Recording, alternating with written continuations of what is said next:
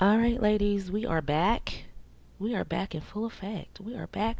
A new year, a new us, new everything. We are back. We are back. Listen, today, let me say something that might free you, right? The real it girl doesn't try to be the it girl. She's not chasing attention. She's carrying peace. And she's not begging for closure or clarity from these knuckleheads. She requires consistency from everyone in her life. She's not going to be loud. She's going to be felt. And that's what we call centeredness. That's the fruit of that, what we're going to talk about, which is core womanhood. And if you don't understand your power, you'll keep leaking it through overgiving, over texting, over tolerating, and then wondering why you're always the almost woman and never the chosen woman. So, in this live stream, I'm breaking down the quiet, calm power that separates the woman men sample, ouch, from the woman men pursue with the intention of marriage. So if you're ready to stop auditioning, I want you to type centered and buckle up. Let's go. You ready? Let's go.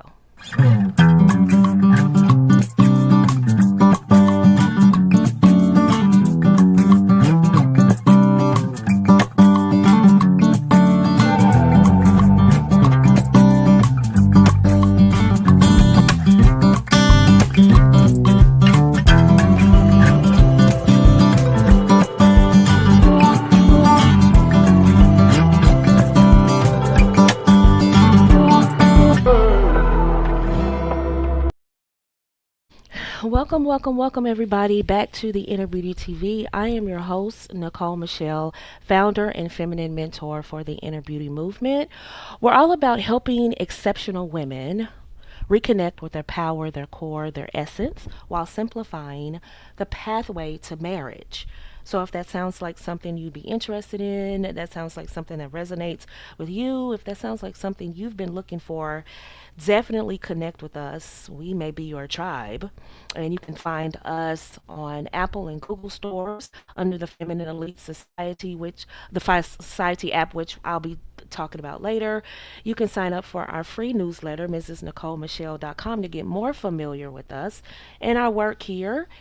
And it's a lot of stuff. It's a lot of places you can find Mrs. Nicole Michelle, but for those of you that are new to the channel, I just want to reconnect with you and reaffirm what our goal here is at this channel. And I've been thinking over the past few days, I took some time off, really actually closed my laptop and really took some time off. And you know me, I'm always kind of reaffirming and strengthening my position whenever possible, whenever I feel it's needed.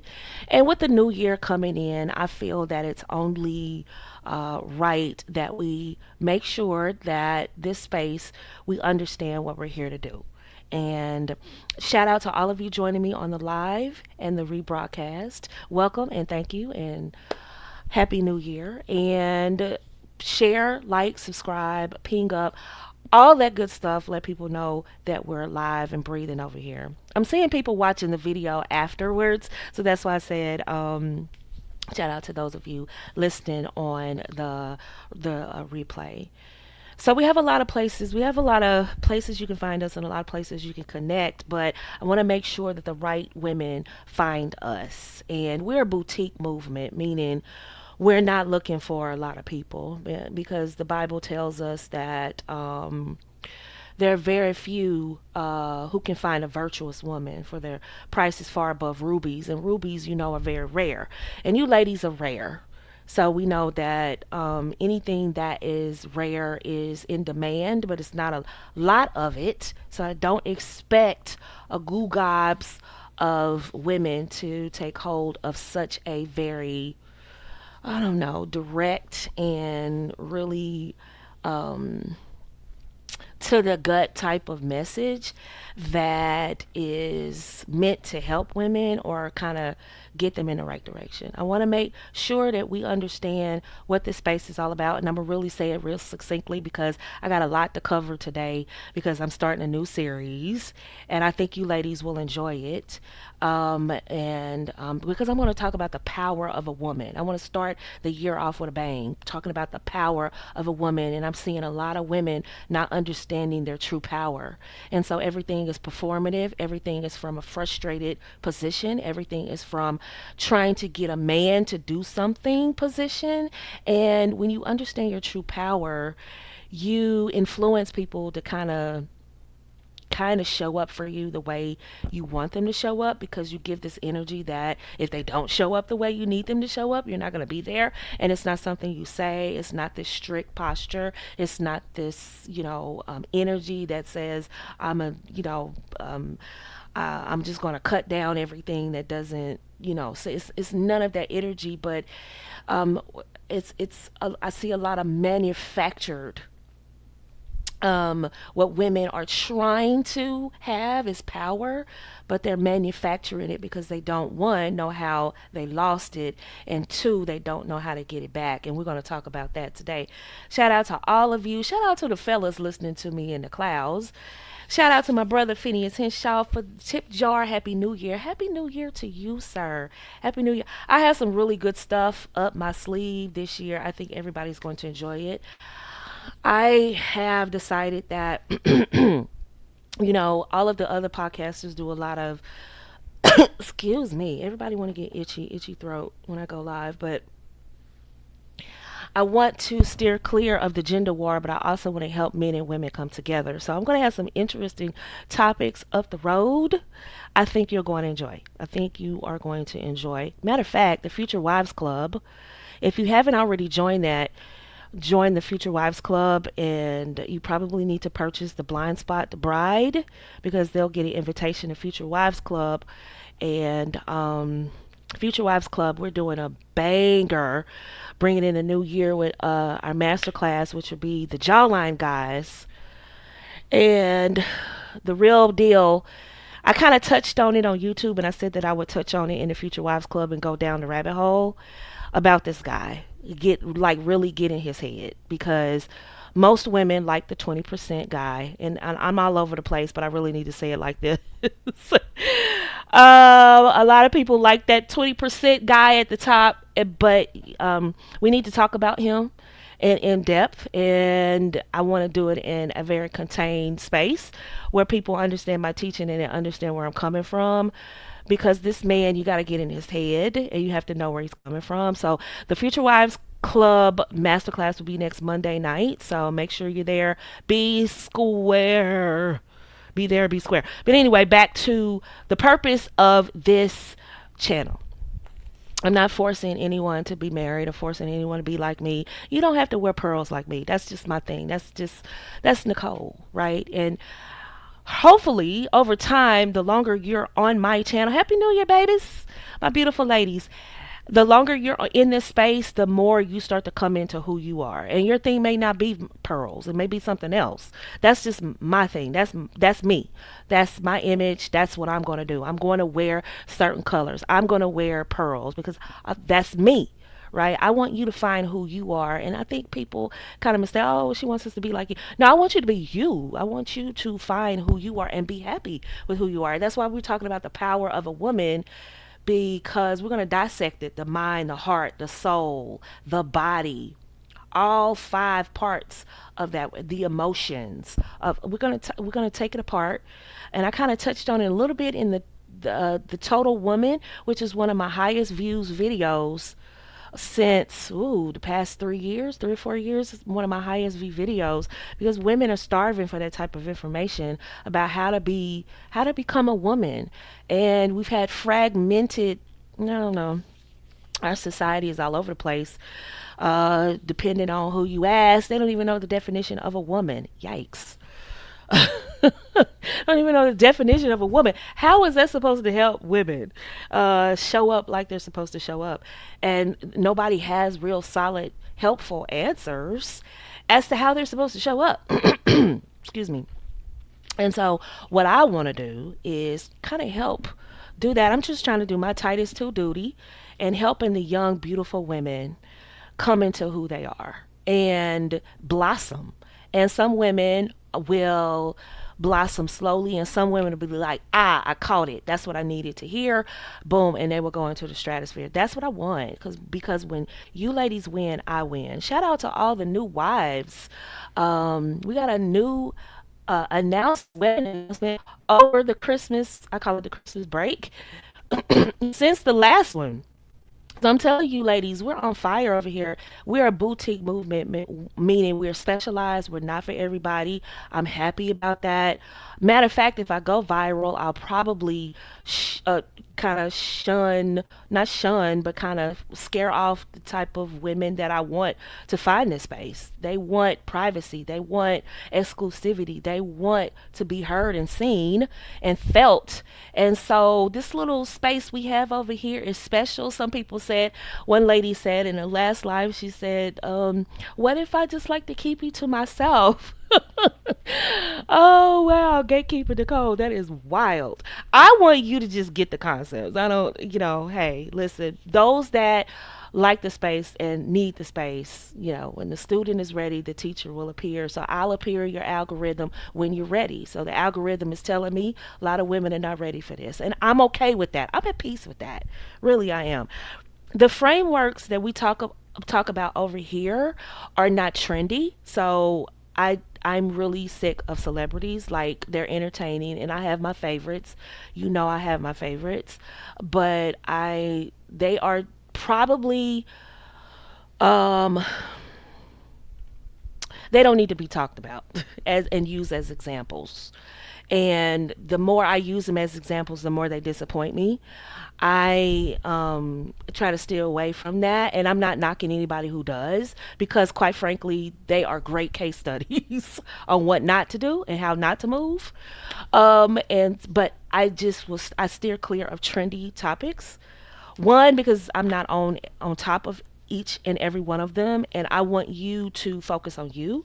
And we focus on internal logic, moral, and psychological logic over here. Our advice is from wisdom, from lived experience, from wisdom. I'm not just pulling something off of AI or pulling something off of random. A lot of this stuff I lived, I walked through, and I don't have to tell my story every single time. But for me to go down the rabbit hole, some of that stuff I live, baby. Got the battle scars. Some stuff I have scars from, and sometimes I don't. But I am okay with sharing that, some things with women that may need to hear it, and some things will need to be talked about in the Future Wives Club, where it's a more intimate, close setting, and then some things I can share with the public. You know what I mean. And I respect your privacy, so I'm big on privacy, and this is trusted content. All the predictions that I'm literally every prediction that we've made in this space has come true, all the way down to how people are living, how people are showing up. Man, it is all coming true. We're not going to be trendy. We're not going to be viral. I don't necessarily have to go viral. I do want to reach people that need me, and I'm going to let God work that part out. When the student is ready, the teacher will appear, and I'm going to let that be. I don't want to reach people that are not ready for this. But we want to be sage and consistent over here. And so, as you well know, those of you that have been in this space, the stuff that we say has come to pass because it just has. Because we're not just talking. I care enough about you to do research. I care enough about you, like I told you all, to move to Austin. I told you all that 4 or 5 years ago. Now Austin is good luck trying to move to Austin. I told you how to move to Nashville 5 years ago. Good luck trying to move there. So we're ahead of the curve. It's not trying to scare people or anything, but I want you to be the head of the curve. We talked about soft life back in 2018. We talked about traditionalism long before it went popular. A lot of stuff we got ahead of the curve, and now we're on the back end. Now we're going to something else. We're moving on to something else because I think you ladies are ready. And for those of you that are new to the channel, we're not afraid to talk about the pink elephant topics because I'm not afraid for people to be upset with me because I know it's not me they are upset with. It's actually hitting home. And sometimes our topics and things can hit you in the gut like, ah, ugh. But I want you to hear me and hear, wait, I feel seen, I feel heard. She understands me. That's the beginning of some change, some transformation. And don't be ashamed to say, I need to make a pivot or I need to make a change or an improvement. I don't want you to say you're not enough. You are enough, but we can always be better. I want you to say that. Not you're not enough. You need to change your identity, change who you are, change. No, we just need to improve. That's all. And every human being needs to improve, right? Every human being needs to be in spaces where people are kind of challenging them to be their best, right? And I'm not ashamed of the gospel of Jesus Christ. So if that's something that resonates with you, welcome. I'm not going to run from that and I'm not going to shy away from that. In these days, right now, this is not the time to be afraid to call out the name of Jesus Christ. It's just not that time. With wars and rumors of wars, this is not the time to shy away from Jesus. So I'm okay with that. So we integrate faith and psychology, and I live what I teach. I am married. I'm happily married. I love my hubby. I love him a lot. And I'm remarried. So I have um, knowledge of not getting it right and having a do over. I understand that. I'm the last person to point fingers and say people need to be perfect, honey. I am the last person, honey. And a lot of topics that I talk about, I've been the guy A, obsessed with guy A, and I've been obsessed with, making mistakes and overlooking. And I'm not the one to sitting up here with my church dress on and my pearls and my hat saying you girls are all messed up because no, I used to be out here too.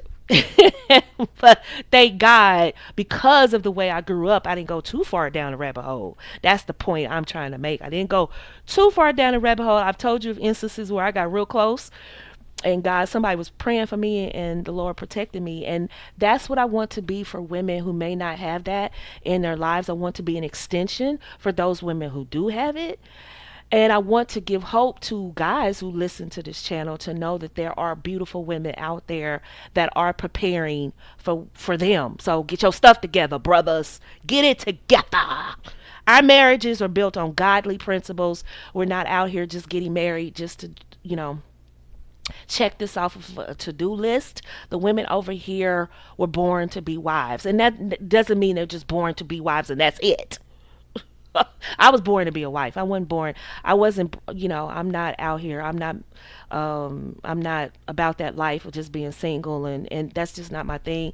I thrive in marriage. That's my thing. It does challenge me in a lot of areas, but I'm built for this. I'm not built to be single. Although I did enjoy parts of being single, but at the end of the day, I really wanted to be married, and that's what this space is kind of about for women that are tired of being told you're pick me or you're preoccupied with marriage or you're just too preoccupied with marriage. That's all you talk about is men, men, men, men, men. We talk about men over here because we like men. We talk about men, men, men, men, men. Yes, we do, baby, but we also talk about who we are as women and we love being women. And there's nothing wrong with that. It's nothing wrong with loving men, baby. I love men, honey. I love them. Yes, I do. Yes, I do. And I'm okay with saying that. And I'm okay saying I want to be a wife. I'm okay with saying that I love being a mother. I'm a Gigi. I got a grandbaby on the way. Baby, listen, I love it. I love it all. And you shouldn't be afraid to say that you want a family either. Family is wonderful. And the holidays is that icky time of year where you're reminded of what you don't have and people try to shame you and try to, oh, you're not married because of this and that. It's a time for you to enjoy you and to be joyful of the life you're going to have, not mourn what you don't have, because that puts you in depression. And we don't do depression over here, and we don't do negativity over here. We walk in power that God given us. That is, First Timothy tells us God has not given us the spirit of fear, but power, love, and a sound mind. We don't walk in depression over here because we know we're victorious, and we know that we're preparing for marriage because it's going to happen for us. We don't walk in this, oh, you're a single mother, you're never going to get married. Oh, you're past a certain age, you're never going to be married. Oh, no, we walk in, okay, where you are right now. Okay, that's where you are right now. Let's prepare for marriage where you are. We don't sugarcoat anything. We don't tell you that because that's setting you up for failure. But I'm going to be honest with you, and sometimes being honest runs people away, but that's okay. They're not ready. When they're ready, I've had people that I thought weren't ready, and then they send me emails that, hey, I've been listening to you for a while. It's resonating with me. I love those emails. I love those. Taco Tuesday. Yes, I was thinking about having some tacos later. Tony doesn't eat tacos, but I want some tacos, y'all. But sometimes they come back, and sometimes they don't. But we have good ideas and godly content here, and it's attacked and replicated. But that's okay because you're replicating God's work. You're replicating what God wants out to women. Because when women get aligned and women, their hearts are healed, you're going to see a lot of things start to change. And women, femininity specifically, is a catalyst for a lot of things in society. So when women turn their backs or don't understand the power of femininity, excuse me, and the power of womanhood, it kind of stalls society. And I'm not putting everything on the shoulder of women, but I'm saying we have a lot of power in society to affect change. And men respond to us in a lot of ways, especially when it comes to emotions and relationships. In fact, they respond to us. So when we say we don't like family, we want to get out here and play, they're like, oh, so she doesn't want any responsibility? Cool. So let's lay around, let's play around because you don't want responsibility, right? They love that, especially irresponsible free agents. We talked about free agents, right? They love that kind of stuff. But women that want to be wives, we are very intentional. We move. We move a certain way. We don't do shortcuts. We do virtue here, right? So um we are going to talk about the law's feminine attributes, and we don't have to do any trickery over here. Some people will come to this space with trust. They hear truth, and then they imitate the truth. They hear truth and then they exploit it, or they're going to hear truth and they're going to resist. I'm hoping and I'm praying, I really do sincerely pray that women hear truth here and they actually want to change. Not as if we're perfect, because I don't have all the answers, but the topics and things that I talk about are my scope of either experience, wisdom. I've seen enough of it or I've researched it. So it's going to be sound and is rooted in God's word. And I always admonish you ladies to read the word of God for yourself. That includes your pastor, that includes random folks on internet. They sound good, they look good, but if it does not align with that word of God, you got to let it go. You just got to let it go. In the words of Cat Williams, you just got to tell them no. You just listen. With all these scandals going on with these preachers and their wives, honey, you just have to stay in that word. And for that famous preacher and his wife and that scandal that's going on, ladies, just read Romans 12 and 2. Just read Romans 12 and 2. So our motives matter. And we don't just teach tactics. We offer structure and strategy, which leads to a transformation. Marriages don't last without a transformation. So I'm proud to say, I am glad to say, let's just say that I'm blessed to say that the marriages that I help women get into, they have good solid foundation because we work on transformation, not just getting marriage just so we could check it off to say, hey, we got married. And then 4 years down the line, we looking at our husbands like, oh, you make me sick. I hate this, I hate these kids, this house, I'm going out. No, we don't do that. These women, they want marriage.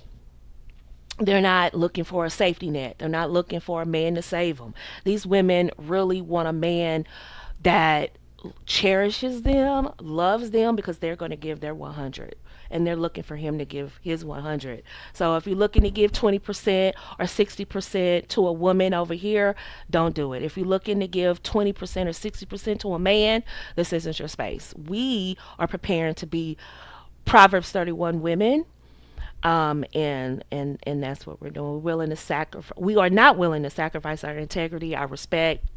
I'm not willing to sacrifice your trust or God's disapproval for anything that I say just to go viral. It's not worth it. It's not worth it. It's not worth it. So I don't have to rebrand, but I do kind of like to, fix things up and switch things around to kind of be more appealing to the eye and more interesting, because I don't want to bore you. But at the same time, I still want to remain, excuse me, the culture shifters that we are. Ladies, you are culture shifters. We are women that are saying no to the culture. We're pushing back on the culture. We're pushing back. Look, we're living in a society where it is normal for men and women to exchange.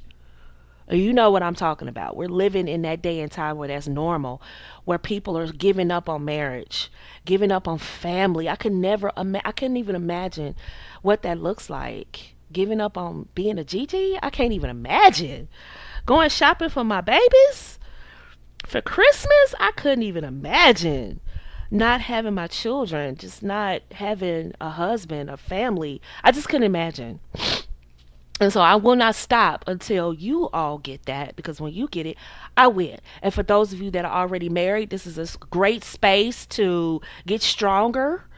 Some of you all will start mentoring women. And look, we need all hands on deck at this point. Some of you will find your area that you want to, focus on, and you'll start talking to women. Hey, the Bible said Titus 2. It didn't say certain women can do it. It said Titus 2. Titus 2 women. So listen, leaders will come out of this group. Wives will come out of this group. Mothers will come out of this. Strong marriages will come out of this space. We are culture shifters. We push back on a lot of this crap I see on social media and in real life.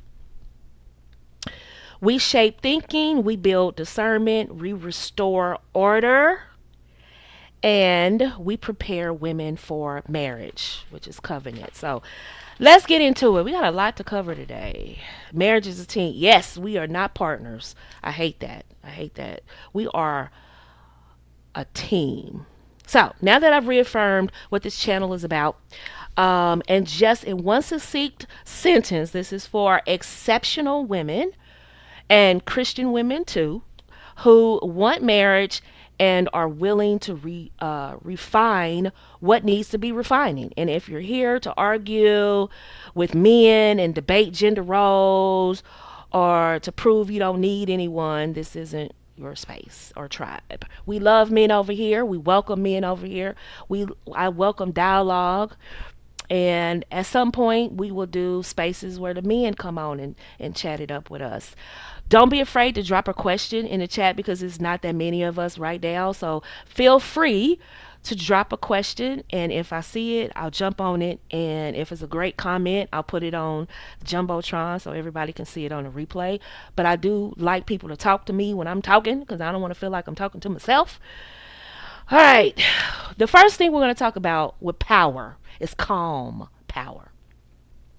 Being centered, which you've heard me talk about over the years, but I haven't really gone down the real definition of being centered, and core womanhood.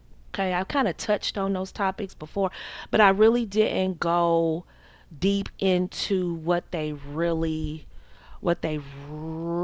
meant, because you don't understand power what power means for a woman and why it matters if we don't understand what being centered in core womanhood. So that's what we're going to talk about, so that the following series installments you'll understand, because I'm going to use these terms, right? When I say power, I'm not talking about dominance. We're not talking about dominating a man, telling him what to do. That's the kind of energy that's at the workplace, right? And I'm not beating up on people that work. You work. I worked. And when I worked, sometimes I had to put on a little, be a little aggressive. I didn't want to be this little innocent doe in the workplace. I had to be a little bit assertive, more so than I would be like average. But in the workplace, like, you got to let them know, they'll walk all over you. I'm not talking about dominance. I'm not talking about being louder than men, right? I'm not talking about competing with men. I'm not talking about control. All right. Power for a woman is your ability to govern yourself. Ladies, one more thing. One more thing. I promise this is a lesson. When you first come on the YouTube channel, I have a shop. If you scroll over, there's a shop. And I have cups, I have shirts, I got all that kind of stuff. Like, you see it on your screen. You see the screen? I have those available, but I also have journals with that with that logo on it. So I admonish you ladies to get the journal, and so that when we have these questions and we have these live streams, kind of like these live master classes, these series, you can take notes real time, because sometimes you forget, like, you're thinking in a moment. But I have those journals, and a couple of them are leather bound. You can get leather bound, or you can get hard copy, hardback. But you can get leather bound and write in those, and I want you to um, follow follow through with the lesson. All right, all right. Here we go. So when I talk about power, power for a woman is your ability to govern yourself, your choices, your access, your standards, your emotions, your body, your language. So your life reflects what you say you want. For example, power is like self possession. You don't abandon yourself just to be chosen by a man. Yikes. Discernment. You see clearly, right? And I'm going to help you with discernment. We talk a lot about vetting, but we also need to talk about discernment, right? Standards. You enforce what you require. That's a big one. You enforce what you require. You don't bend the rules just because he cute and he jawline. Okay? Okay? The presence. You're felt without performing. That's a big one. That's a big one. You're felt without performing. We're going to go a lot into that too. Not today, but we're going to cover a lot of that. Make sure you follow me on social media, because some of this stuff I kind of break down in little, little snack bites. And it's important, because if a woman doesn't understand her power, this is important. She will spend her dating life trying to get outcomes with the wrong currency. She'll buy a commitment with beauty. She's gonna, try to get security through sex. She's gonna overgive, trying to get love, and she's gonna call all of that being feminine. And sadly, I see a lot of that. You see it too. Put a one in the chat if you see a lot of this too. Where you see women just don't understand their power. And I'm going to break down how women lost their power, what caused it, because they may not even understand. It's not always something they did anyway, right? But real power makes you selective, it makes you steady and wife ready. Okay? It really does prepare you for marriage. You really do look like a wife when men speak to you. He can speak to you for 30 seconds and know, yeah, something's different about her. You got that thing about you, right? Because marriage doesn't reward chaos. And we're going to talk more about that too. Covenant rewards maturity. Marriage rewards maturity. Men are not going to marry women that are chaotic. We've got to get centered. I am on another platform, kind of, sort of. I show up from time to time, and I tell them constantly, You've got to get that temper under control. You can't just be saying in and everything to a man just because you're mad. You can't be doing that because you're going to find yourself as a fun girl. And we talk about that too, where you don't know that you've been demoted from the one down to maybe a girlfriend that never gets a ring, or even worse, a fun girl, which is somebody in his rotation. He'll, see you occasionally, strictly convenience, because he's demoted you. He's demoted the woman because her temper is just too much.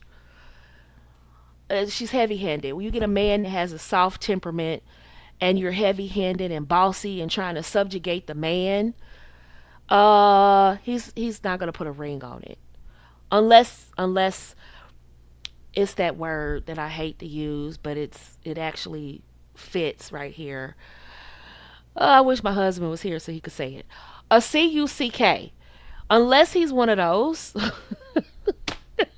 I mean, excuse me, ladies, but it just fits. Unless he's a cuck, right? That's the only way, or, an Ahab, aka Ahab. We're going to talk about Ahab and Jezebel, baby. Y'all thought I got tired of talking about Jezebel? No, I didn't. No, I didn't. I'll come back to Jezebel. Uh-huh. Yeah, I'm coming back to Jezebel. So I see a whole lot of Jezebels up in these churches, baby. We gonna come back to that. Uh-huh.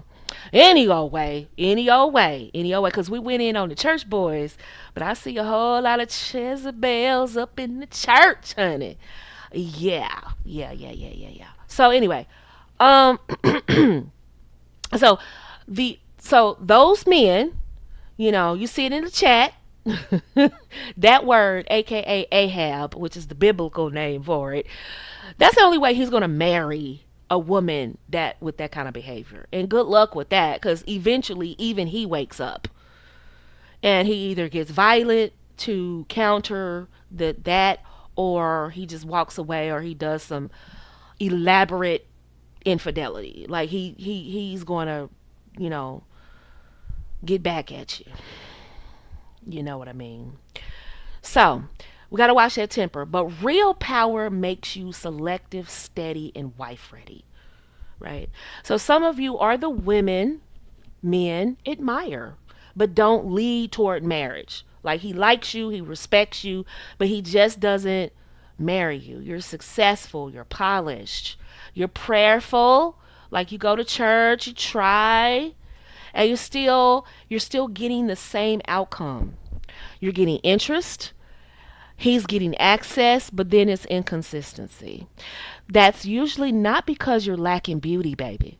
It's because your power is being spent on proving, not on selecting. We're going to talk about that. You're giving girlfriend access to men who haven't earned future husband privilege. A centered woman doesn't do that. I'm going to show you. We're going to talk about that. She doesn't reward potential.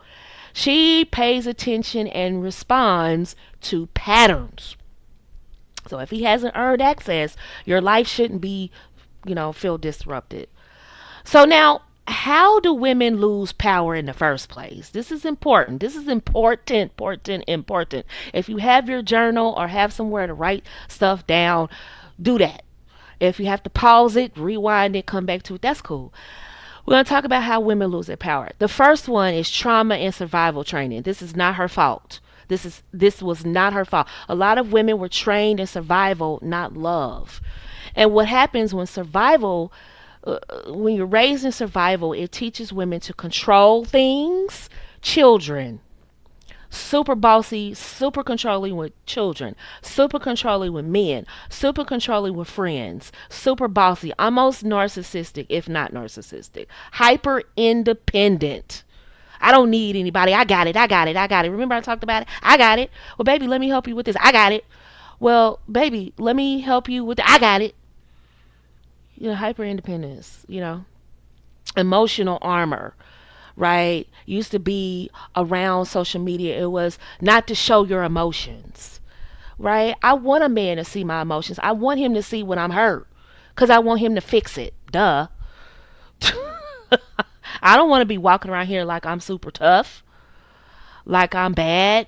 Like, I want him to see that I'm soft. I'm someone you don't hurt. I'm someone you protect. He can't feel that and see that if my emotions all bottled up. But if you grew up in survival, that's second nature to you.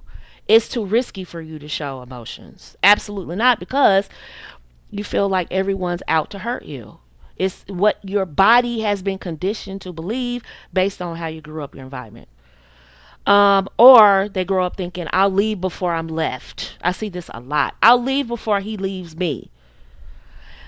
Women who love the pursuit, they love men taking them out. They love men spending money. They love men doting on them and seemingly making her priority. And then as soon as he says, okay, let's do this, let's get in a relationship, boom, she's in the wind.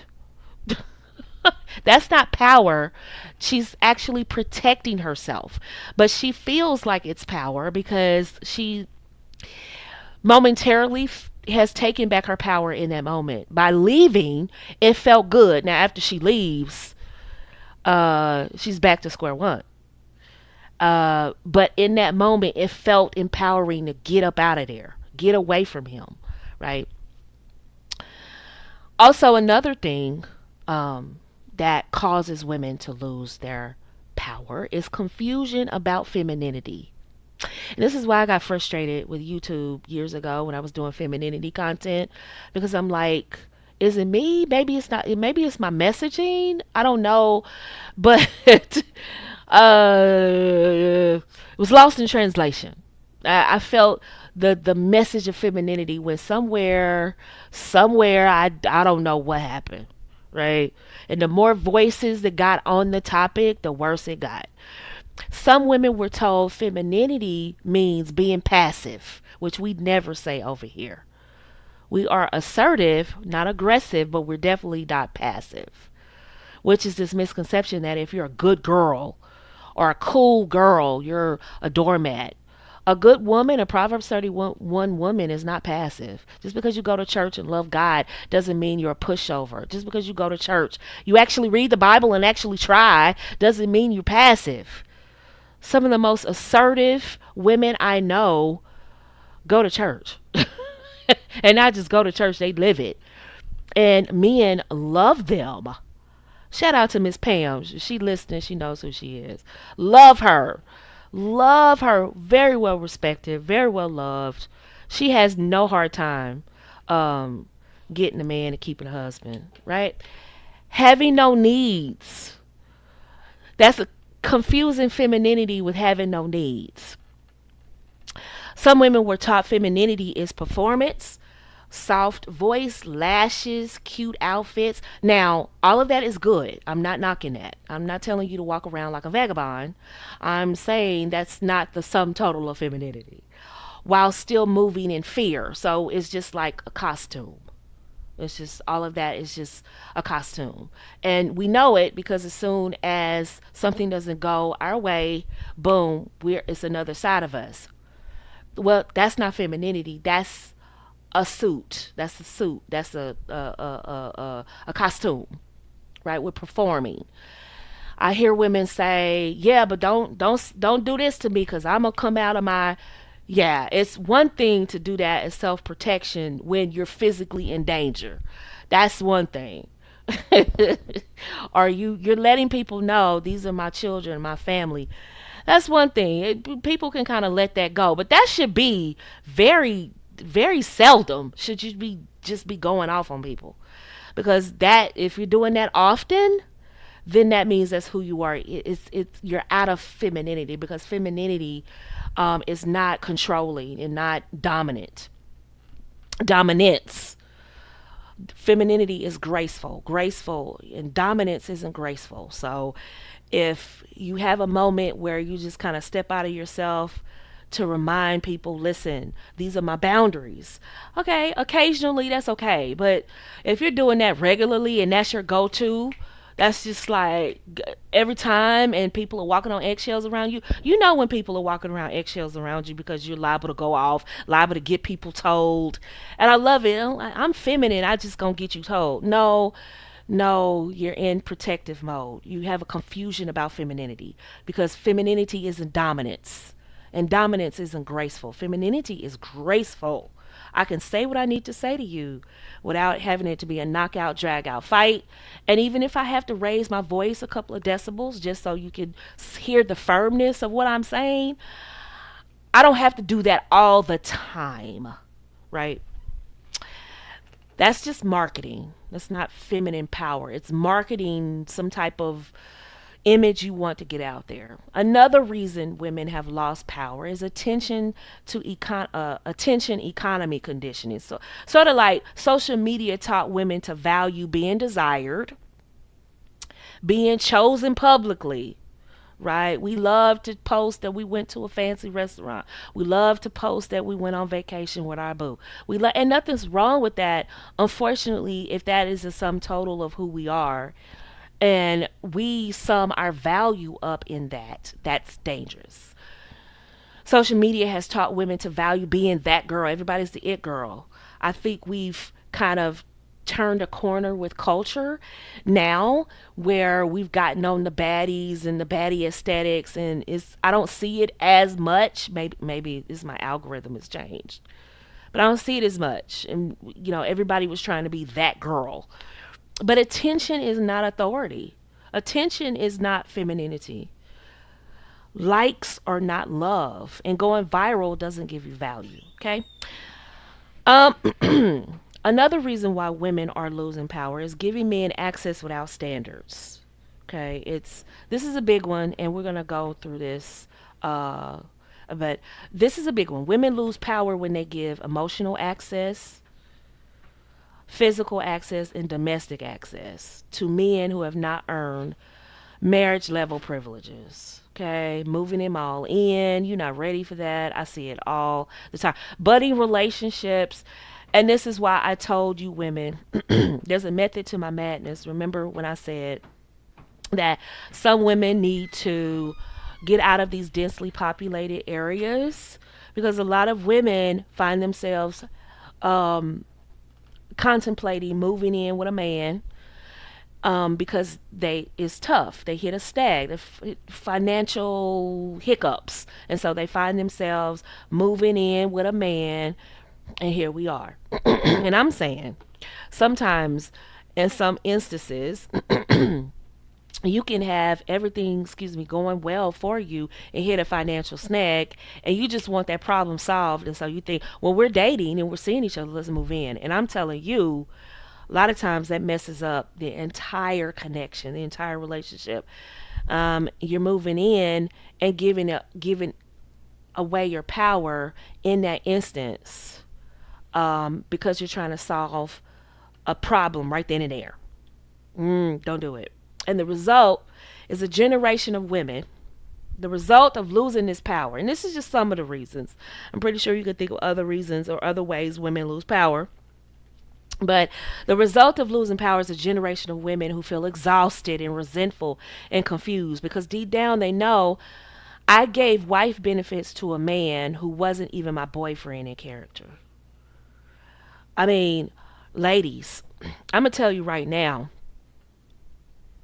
all of this stuff where we're fussing at men and these posts that get 1,000 likes about he needs to know my value, and if he doesn't do XYZ, if he doesn't do X, this and that, it's ultimately fussing about men. It's ultimately fussing about men. Ladies, don't fall for that, because ultimately what you're doing is kind of telling on yourself.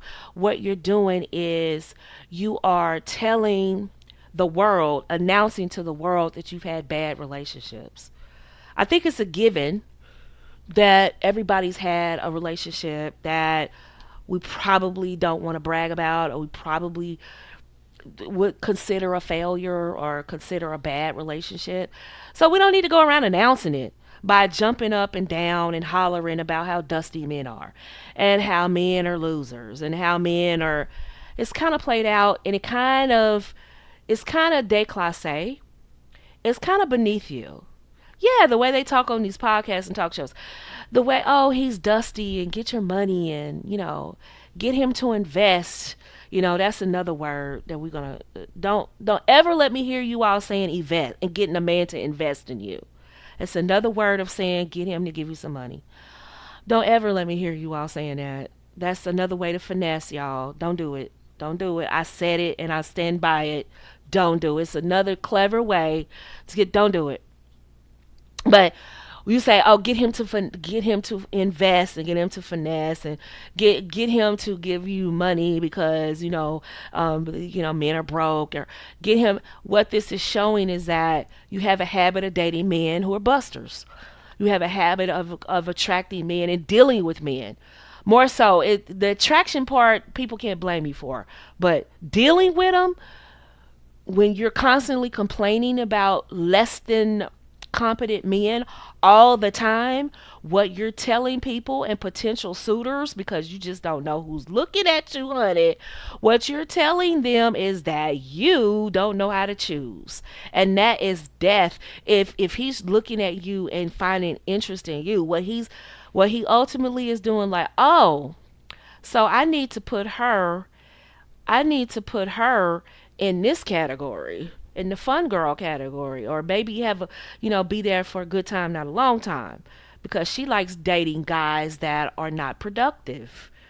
Because she's constantly talking about that, ladies. I'm letting you know the secret sauce is not dragging men.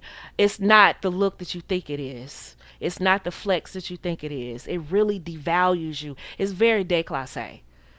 It's very déclassé. You never heard me really talk about bad relationships. Even when they were busters, I always said, this is what I did in a relationship. This is how I got better in the relationship. This is how I showed up and I fixed it. I never talk about, I had a couple of dusties in there, mixed in there. I don't dwell on dusties. It's like you live and learn. I don't go around saying, oh, these dusty men and such and such. Like in certain conversations where I'm actually um like giving some type of mentorship, I will say men need to be prepared. And some of the loudest men are not prepared. Yeah, I will say that. I will use those terms. But I'm married and old. Like, nobody cares. But you young and pretty women need to stay away from posts that are constantly dragging men. Just don't do it. 2026, please. I'm telling you. You want a ring? Stay away from that stuff. Even on Facebook. Even on Instagram, stay away from it. One, it just keeps you in a negative frame of mind. TikTok is the breeding ground for negativity and dragging men. I get it. I understand. You go do that when you out with your girls and you at brunch and you have a glass of wine and you all can just have at it. But when you're online, just what I'm saying is just keep that to a minimum. Because what it does is it's just, if you're constantly thinking about that, guess what you start thinking every time a man approaches you, every time he talks to you? You think he's dusty, he's broke, he doesn't want a relationship, he just wants sex. Stay away from that. Just stay away from that. You're above that. It's very déclassé. Like, you're exceptional, you're beautiful. Like, why wouldn't you attract beautiful? Because what you're doing, what you're saying, if I could just be real blunt with you ladies, I'm just gonna tell you like a TI is. It's first live stream of the year, so I got to give it to you. Listen, you're beautiful, you're exceptional, you're smart, you're educated, you're well traveled, right? You're cultured, right? You're articulate, and you're always complaining about men. That just took you down a peg or two in terms of respect, because now he's like, wait a minute, you've you've given him the impression that you might be different, and then here you go talking about the worst kind of men. That's like that's like dealing with a man or talking to a man that you're like, oh my goodness, he has everything, he is on point, he's almost too good to be true, and then boom, he starts talking about women that you would not expect him to be with. You're like, why are you talking about city girls. And why are you talking about it? It just kind of devalues him in your eyes. Men are the same way. You start talking about dusty men. Oh, so she dates and sleeps with men who are broke. Because men equate everything to sleeping. They just do. Don't fight it, ladies. Just go with it. Go with it, okay? Uh so in their brain, in their masculine brain, they're going, wait, so she deals with broke men and she sleeps with broke men. Ill. And she gets online and complains about it. So she chronically dates these kind of guys. So she's not used to men like me. She's not used to producers. She's not used to competent men. You think that that would rally men to save you? Not the competent men. No, the men who want to further take from you. Yes, they're like, oh yeah, so she used to giving a lot. So yeah, let me get up there and say something nice and slick. And then she'll continue on. That doesn't rally the troops. Like, oh, let me go save this beautiful damsel in distress and take her on fancy vacations because she's never had that and the last guy was dusty. No, that's not how that works. What you'll do is you'll get a sex trap guy, the traps that I talked about, where he leads with taking you out, and you think, oh, finally, someone answered my prayer. Yes, he's going to buy me designer bag. Yes, he's going to take me to fancy restaurants and treat me like a princess and treat me like I deserve to be treated. And then, boom, he hits you up. So, yeah, I'm going to need a loan. I'm starting my own business and I need a loan. Well, what happened to those fancy restaurants you were taking me in the beginning? See what I'm saying? You don't attract what you think you attract. And now you're back on the post complaining about men once again. I'm telling you, it's a trap. Stay away from dragging men altogether. When men try to engage you with a back and forth online, just, hey, I get your point. I hear you. I disagree. Moving on. That's it. Don't go back and forth with men online. It is so déclassé. It devalues you. You know what I do on my channel. I'm like, I said what I said. It's all good, but I'm gonna block you if you keep on being disrespectful. Like we don't do that. You know what I mean? That's how you have to be to show up like a woman that understands her power. When you don't understand your power, you complain about everything. They're not dusty. They don't take us out on dates. So when a man hears a beautiful woman complain about men not taking them out on dates, you know what he hears? And I'm talking about competent, thorough men, because that's all we're concerned about over here. You know what they hear? She's beautiful and she's dating men who won't even take her on a $200 date. Something's wrong with her. And if they didn't see value in her to take her out on a date, I certainly am not going to. I'm good. If they didn't take her out on a date and they got laid or whatever, then I'm not going to do better either. Screw that. Got to think like a man. Understand how he's thinking at least. Yeah, I'm telling you, don't, ladies. That's the cheat code. Do not talk about men online like that. Like the safe thing is like on my posts. Well, I'll ask people for their thoughts, and it'll be hundreds of comments on my post, right? On my personal Facebook page. For those of you who follow me on my personal Facebook, you can go on there and say what you say, right? Because that's our space. But even there, even then, the comments from the ladies, they follow suit. They don't go in there. A lot of times women that don't really follow me or the post went viral and stuff like that, they'll say something. But the women that have been following me for quite some time, their reactions are very elegant. Even when they disagree with the fellas, they're very elegant in the way they say it. Shout out to y'all. Because they know that it's a lot of eyes on my post. You'd be very, very surprised. I've gotten inboxes from who's this? Do you know her? And I'm like, why don't you just inbox her? Like, for goodness sakes, I should charge you for being a matchmaker, which I hate doing. Ugh.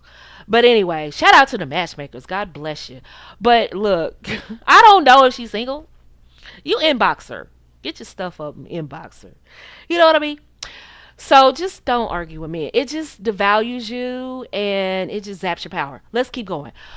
Um, Why women give their power away without realizing it, this is big.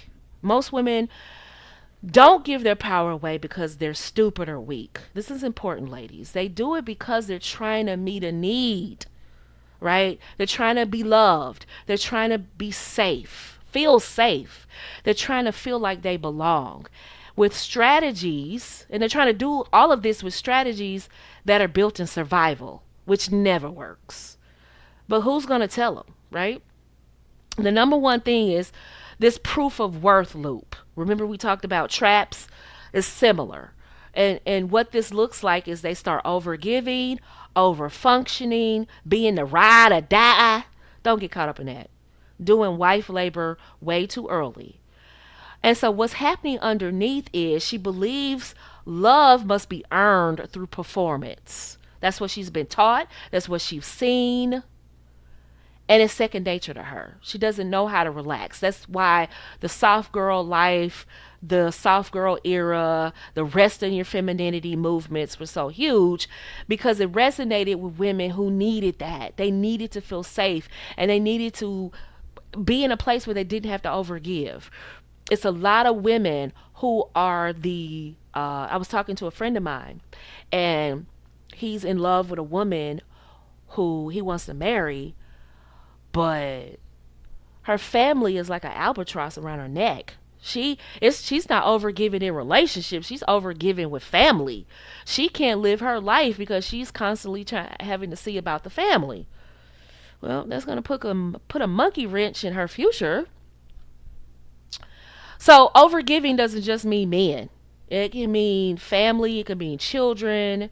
It can mean the job, especially those of you that are hardworking, high achieving women, overgiving at that job. Honey, sometimes you can pass on the project. You can pass sometimes. Girl, sometimes you need to say, I'm going home at 4 o'clock, which is all day for you, which is early for you. 4 o'clock was early for me. If I was in the middle of a project and I left at 4, I felt like I was skipping out on my work. When I really got really concentrated on what I was doing, sometimes I didn't leave the office till 7 or 8 o'clock at night. Easy. By that time in Atlanta, that's dark, right? Um, so sometimes you can overgive at work too, ladies. Okay, and you feel like I have to prove my worth, prove my worth. It's a loop because you never really prove your worth because as soon as you do that, it's something else you got to do. You're never at it. You never have that inner peace. And so what's going on in your head is if I'm perfect, if I'm helpful, if I'm sexy enough, if I'm helpful enough, if I'm perfect enough, if I'm low maintenance enough, if I'm supportive enough, they'll choose me or he'll choose me or I'll get what I want. And this steals your power because it turns dating or interactions with men into job interviews where you're unpaid and anxious. And so that's why dating for you is frustrating. And I would feel frustrating if every time I met a new guy, I have to morph into what he wants. So this guy said he wants a woman that cooks and cleans and she loves guys. So now I gotta, become that. And then the next guy I'm with, that didn't work out. So the next guy I'm with, he likes a woman that's eclectic and free spirit. So now I gotta become that. No, you don't. No, you don't. That's when you're losing your power. That's when you're trying too hard. That's why so many women, can't you hear it in their voices? That's why so many women are frustrated and giving up. I just give up on marriage, Miss Nicole. And I'm like, why? And I know what it is. I just want them to get there. I know what it is. They're over giving. They're trying to become everything a man wants. No, when you are who you are, we're going to talk about core womanhood. We're going to get to it. Buckle up. When you are comfortable in who you are, you don't change every guy that comes along. You are who you are. He sees who you are, and he's okay with that.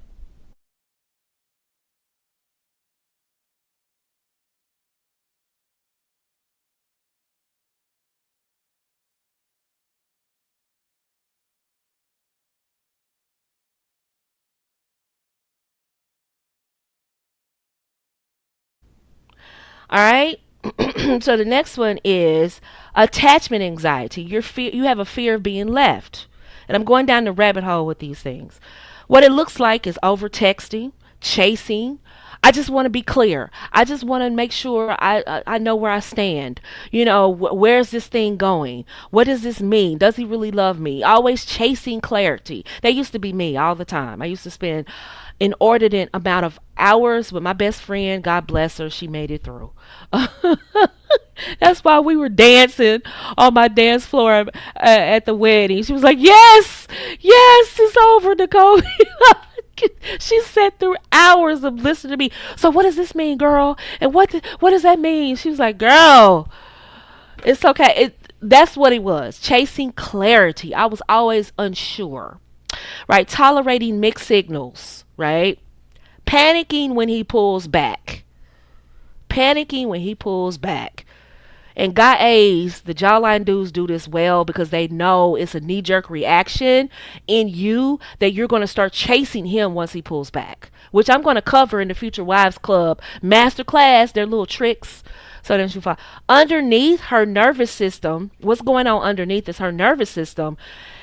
It reads distance as danger because she's reacting to abandonment that she's felt before, right? She's not reacting to him per se, but she's reacting to old abandonment. And guys that have dealt with women frequently and they've seen this in women, they know how to trigger this in women and get women chasing them, right?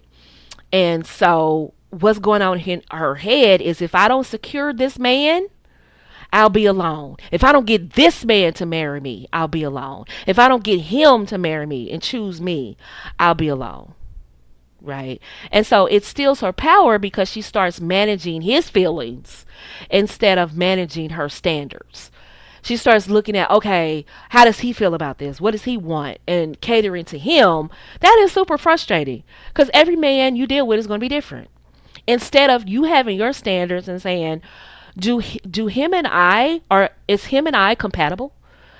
You know, can we go the distance? Do I even like him like that? We're so busy worried about what he wants instead of what we want. And that's why we can never show up 100% like we're supposed to because we're too worried about what he's got going on.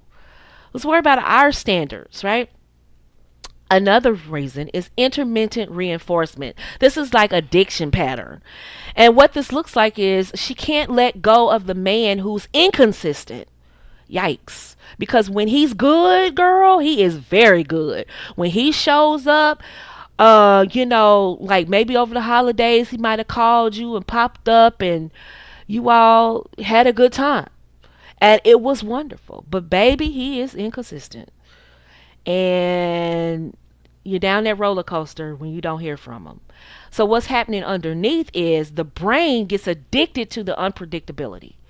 And it's kind of like the same psychology as gambling, random reward. But it's kind of like the strongest hook. And guys that are well versed in women, have a lot of experience in women, they know how to do this well. They know how to do this well. And so she'll spend a lot of time going back and forth with him, trying to figure out what's going on. Why doesn't he call? What's going on? I haven't heard from him. Not taking in the fact that he's inconsistent. It's just all about when can I get that next high from him, which is super, super dangerous. Super, super, super, super dangerous. All right. And what's going on in her head is, but if he called me yesterday, he said he misses me. Maybe he's changing. This is her inner dialogue. It never works. If he's inconsistent, baby, it's not going to change. That's not your husband. Husbands, you want a husband that's consistent. So if he's inconsistent, he's telling you everything you need to know. You don't need clarity. That is your clarity. What's that post? Every time I post this, it goes viral. When I said, if a man is unsure about you, you'll know. Like if he's not if he wants you, you'll know. If he doesn't want you, you'll be unsure. And every time I post that, it goes viral. because it's true. Women that knew that that man was their husband, they knew. They reached out to me. I think this is the one. I think this is what. They know. You know, because he's consistent. You know. He's like fungus. He doesn't go away, baby. He is growing. He is on you, locked in. When he's unsure, when you're unsure, he's unsure, baby, that's your answer. That's everything you need to know. All right. The next one is the father wound. You got an authority wound, chasing unavailable men. This applies to the jaw lines and the jaw lines and the aka guys. If you're addicted to these guys, I'm not beating you up, baby, but let's understand what's going on. I see your question. I got you. What it looks like is you're attracted to emotionally unavailable or hard to please men, the guy A's, the jawline guys, needing to be chosen by them when they don't choose you. What's happening underneath is you're trying to repair an old wound. If I can make this man love me, it proves I'm lovable. If I can get this desirable man that all the women want and I get him to want me, that proves that I'm desirable. This is why women circling around the 20% of men and ignoring the other 80% is actually doing them a disadvantage, because I know what it speaks to. And I've done some research and I had to dig deep to find out, why do women do this? And I knew it wasn't something that they just, oh, I'm just going to purposely ignore men that want me. I'm going to purposely ignore men that are pursuing me. I don't think they consciously do that. It had to be something underneath, and it's the father wound. It's father wound, mother wound. It's this need, this authority wound. It's this need to be chosen by that particular man because he represents your worth. You put your worth and your power in this man. So if he's good looking and he's 6'4" and he's got clacka, abs going on, his muscles, and all the women want him, and he chooses me, that means I'm valuable. Well, you've lost your power because you put all your stock and your value into him. Shout out to the women who said, I'm choosing the man. I don't care if other women don't find him attractive. I don't care if other women don't find him desirable. I don't care. I find him desirable. I like him. I want him. He's good for me. I'm compatible with him. We're good. I don't care about what other people think. I like him. He works for me in my life. Shout out to you, because what you've said is, I'm strong enough to know what I need. And my worth isn't in him. My worth is in me. He doesn't define my worth. If he leaves you tomorrow, are you going to ball up and cry and, oh Lord, my worth? You'll be surprised at how many women's worth was tied up in their man. And when the relationship doesn't work out, they try to save face by coming back to social media and dragging men. Oh, these men are dusty, and baby, they're not talking about guy B's and guy C's, just so you know. They're talking about the jawlines and the guy A's. They're the guys, the real attractive men that have all these options. And she gave, thinking that if I give enough to him, he'll choose me. And then when he chose her, however long it was, it didn't work out. Her worth was tied up into him. And so the way that she self medicates is she comes back to the app, or she comes back to social media or whatever, dragging men, because that gives her temporary power, gives her a little bit of her power back. She's going, if I win him, I win my worth. If I get this guy that everybody wants, I get my worth. It screams insecurity. You do what you want to do, they do what they want to do. Then you have to fight him. I get it. How can you tell the difference? Hey, Valina, how can you tell the difference from chasing clarity to the man actually being unclear or leading you along? We talk about this a lot.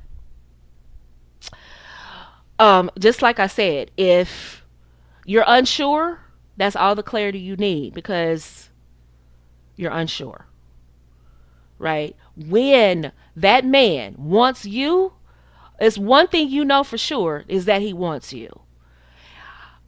Ask any wife that you know personally, did she ever have a point where she was unsure how that man felt about her? She's going to say, not really, no. I knew he wanted me. And that's how you know that's your husband. If you were compatible and he likes you and he's pursuing, and you know it's not a guessing game. When a man wants a woman, he's not putting her on the guessing game. He want her to know, baby, I'm trying to be locked in. He does not want her roaming around thinking that he doesn't want anything left up to chance. I want you and I need you. He's gonna let you know. So if there's any doubt in your mind and you're finding yourself seeking clarity deep down, and I know sometimes it's out of fear. Does he really like me? Does he really like me? You'll know because he's consistent and he has no problems reassuring you. And once he does that, you're locked in. He's locked in. Now, do you know how much I feel about you and care about you? He's almost offended that you don't get it. Like Tony would get offended. Like, you don't know this by now? It's almost like, girl, you're getting on my nerves. Like, you don't know. Because I just wanted to make sure. I just wanted to make sure. Because I don't want to be the only one falling over here. Okay? I just want to make sure. As you know. Yeah. Because I've made mistakes. So I just want to make sure. But after that, I mean, you should know. And if you still have doubts because he's inconsistent or things like that, that's your answer. He's not your husband. Shout out to my brother Phineas. Thank you so much for the $5 super chat. PSA: aggressively defensive women who bash men are the easiest to sleep with.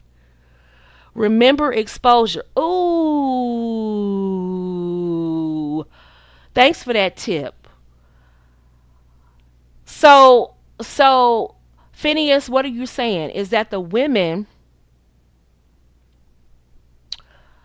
so what you're saying is that the women, I saw that, Ivana, I'm about to post that on the Jumbotron. So what you're saying is that the women who fuss the most about men be out here with the legs open? Is that what you're saying, Phineas? Is that what you're saying? The married wives in here talking about, not once was I unsure. I know that's right, Ivana. I know that's right.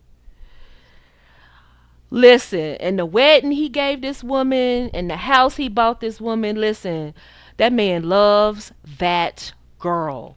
That man loves that girl. Let me tell you something. So I'm telling you, ladies, when a man love you, he's almost offended that you're unsure. It's and once he does that, he's gonna say, "Are you sure you get it? I'm into you. I'm locked in." When a man is locked in, he does not want to leave that to chance for you to go out and be cute and another guy walk up on you and then you give out your number and start giving choosing signals because you don't know. Like, he wants you to know, I'm locked in, baby. I'm locked in. You what's up? And if you're unsure, he's like, wait a minute. You're unsure, so you didn't get it when I kissed you. You didn't get it when I took you out. You didn't get it the way I looked at you. Like, in their mind, you're supposed to know when they into you. But they don't get that sometimes that looks alike. Like the times that you're into me and the times you plan me can look the same sometimes. So sometimes we need to ask you 2 or 3 times. And ladies, let them know. Like, I just want to make sure that I'm not in this alone because I know how I feel about you. Like, reassure him that you're not just out here just being insecure Jenny and you just don't know when a man is into you. Just like, listen, you know, I had some counterfeits and I just want to make sure. Like, you don't even have to go into that. Just like, I just want to make sure we're on the same page. It's just a check-in. That's all. I'm locked in. I'm locked in. I just want to do a check-in. That's it. That's it, baby. And grab his hand and rub his shoulder and, all that little flirting you do and blink your eyes. Baby, I'm just checking in, baby. I'm just checking in. And remind, because, after a while, he's like, do I have an insecure chick on my hands? Because she keep asking that. So you don't want to keep asking that. But once, he's consistent.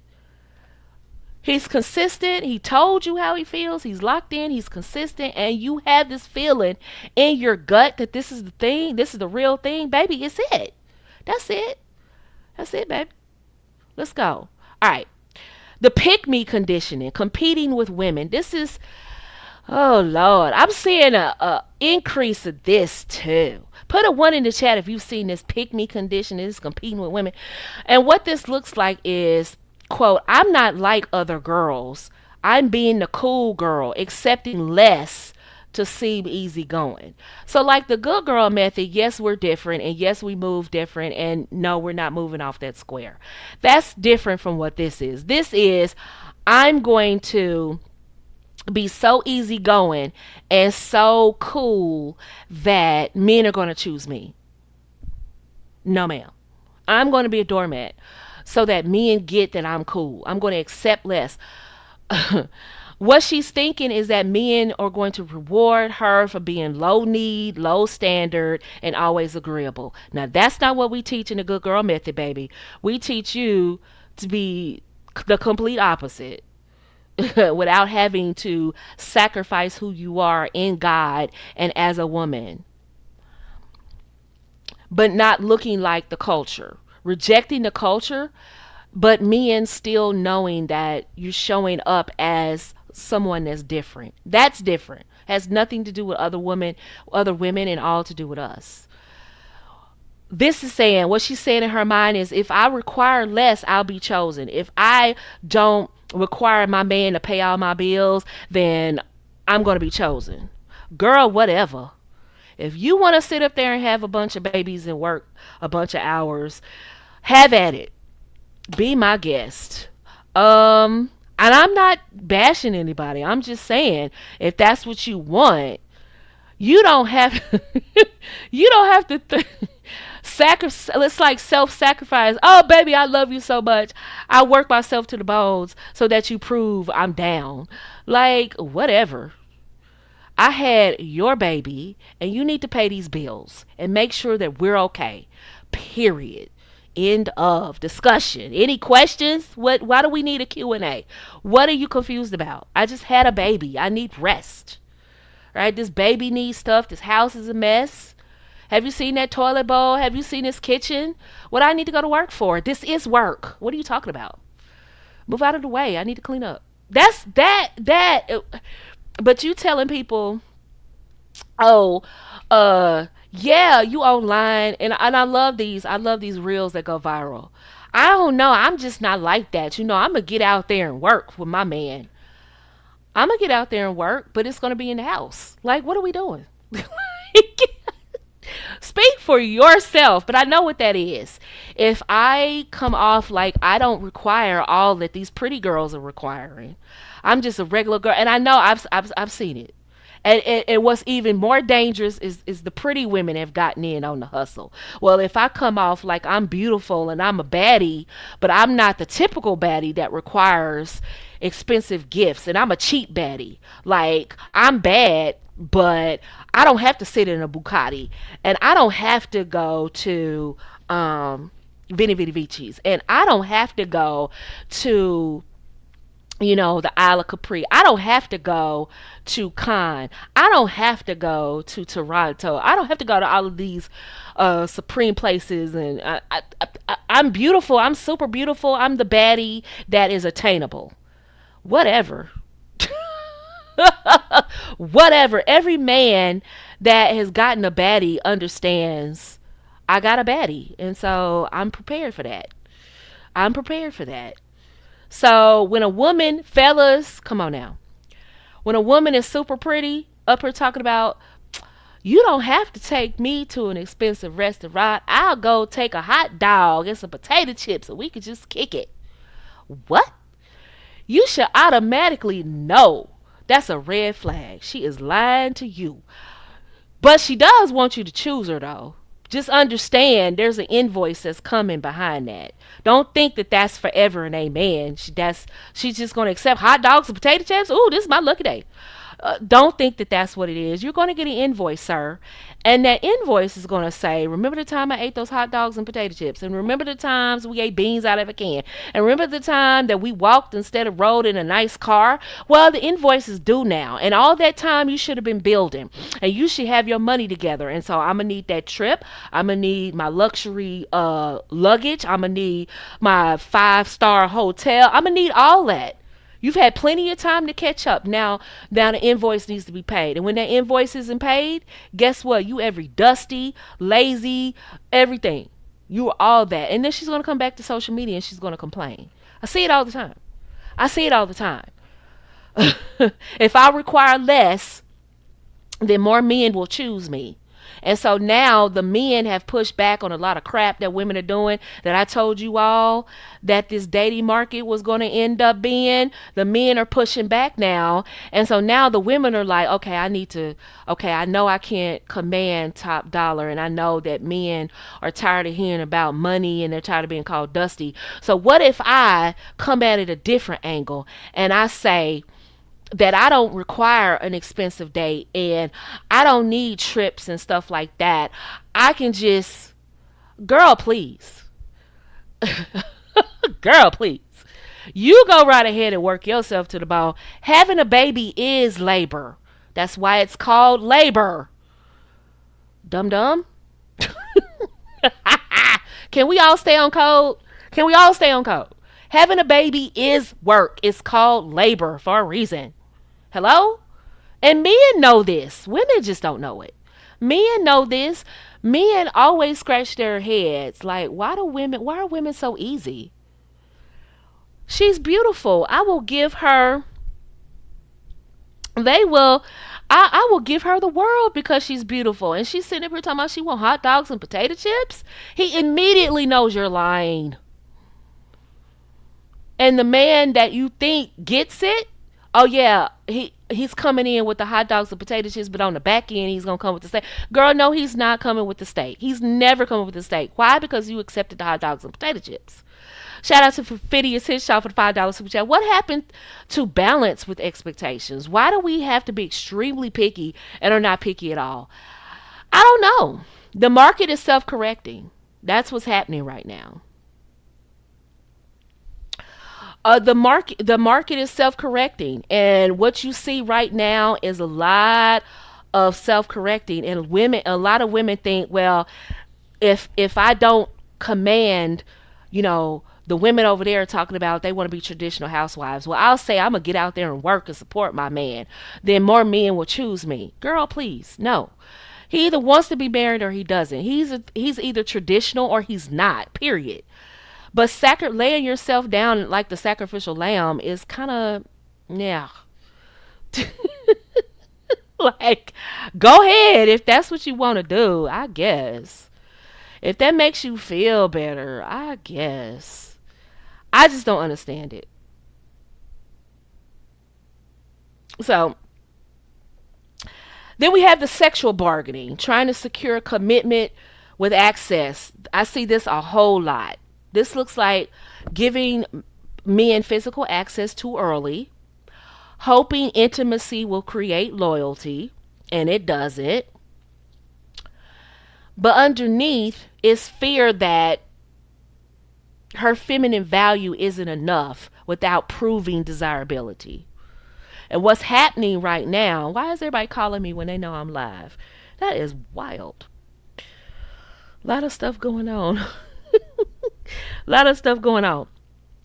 Um, but they feel like their feminine value isn't enough without proving that they're desirable. I see this a lot on social media.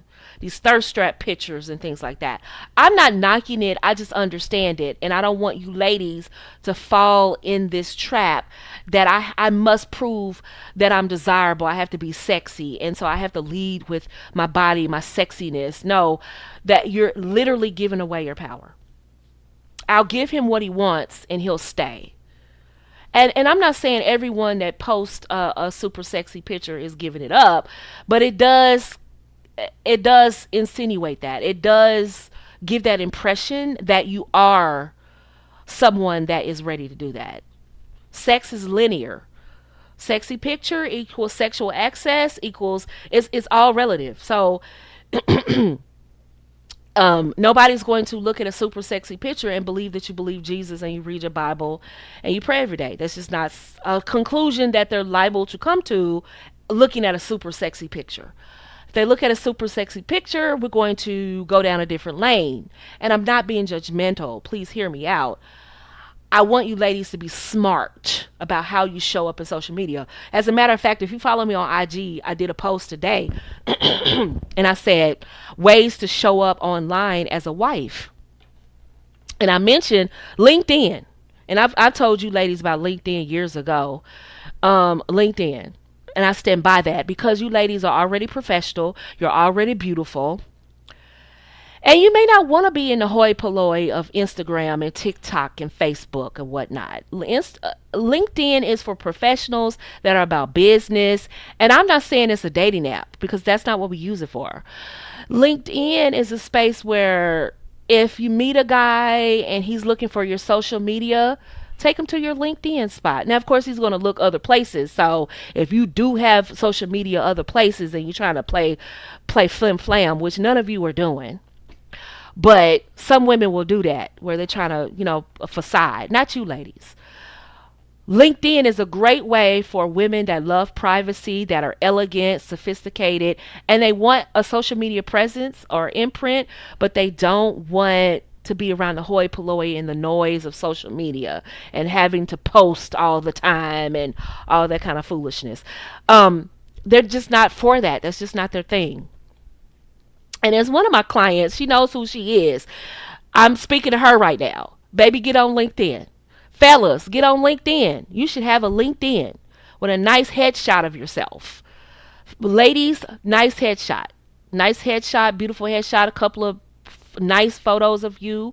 One full body, one headshot, and another fun photo of you. Not at a club, not drinking, just a nice professional because, hey, you might use it for professional reasons. But what I'm telling you, ladies, is that you've got to learn how to show up on social media even when you're shy and even when you're not into the social media thing. I get it. I'm not really into social media. I only do it because it's a necessary part of the business. But generally speaking, I don't really post a lot of personal stuff. I don't. And the stuff that I do post personal on Facebook is only my family can see it. So, I don't even post my grandbabies like that. Although I have done on Instagram occasionally.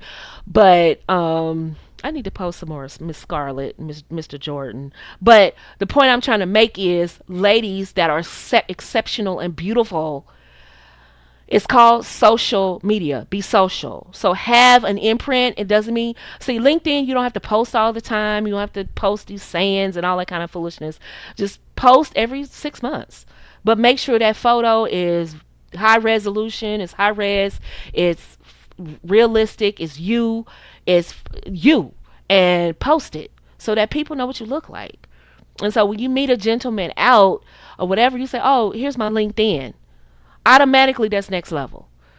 It's better than saying, honestly, it's better than saying IG. Here's my IG. Here's my Facebook. Here's this and that. And I had a client who was like, I don't really have social media. And I was kind of like, why not? So I'm telling women, get on LinkedIn. For those of you that are kind of shy, things like that, you don't post a lot. But you need a social media spot.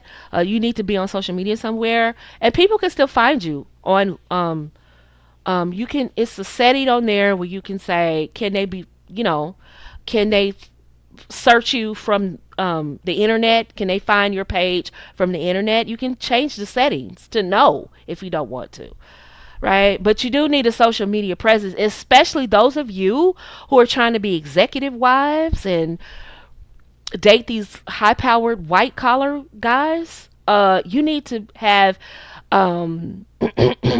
your only imprint is Facebook and Instagram. Yeah, no. You definitely have a LinkedIn spot. Okay? That makes sense, ladies?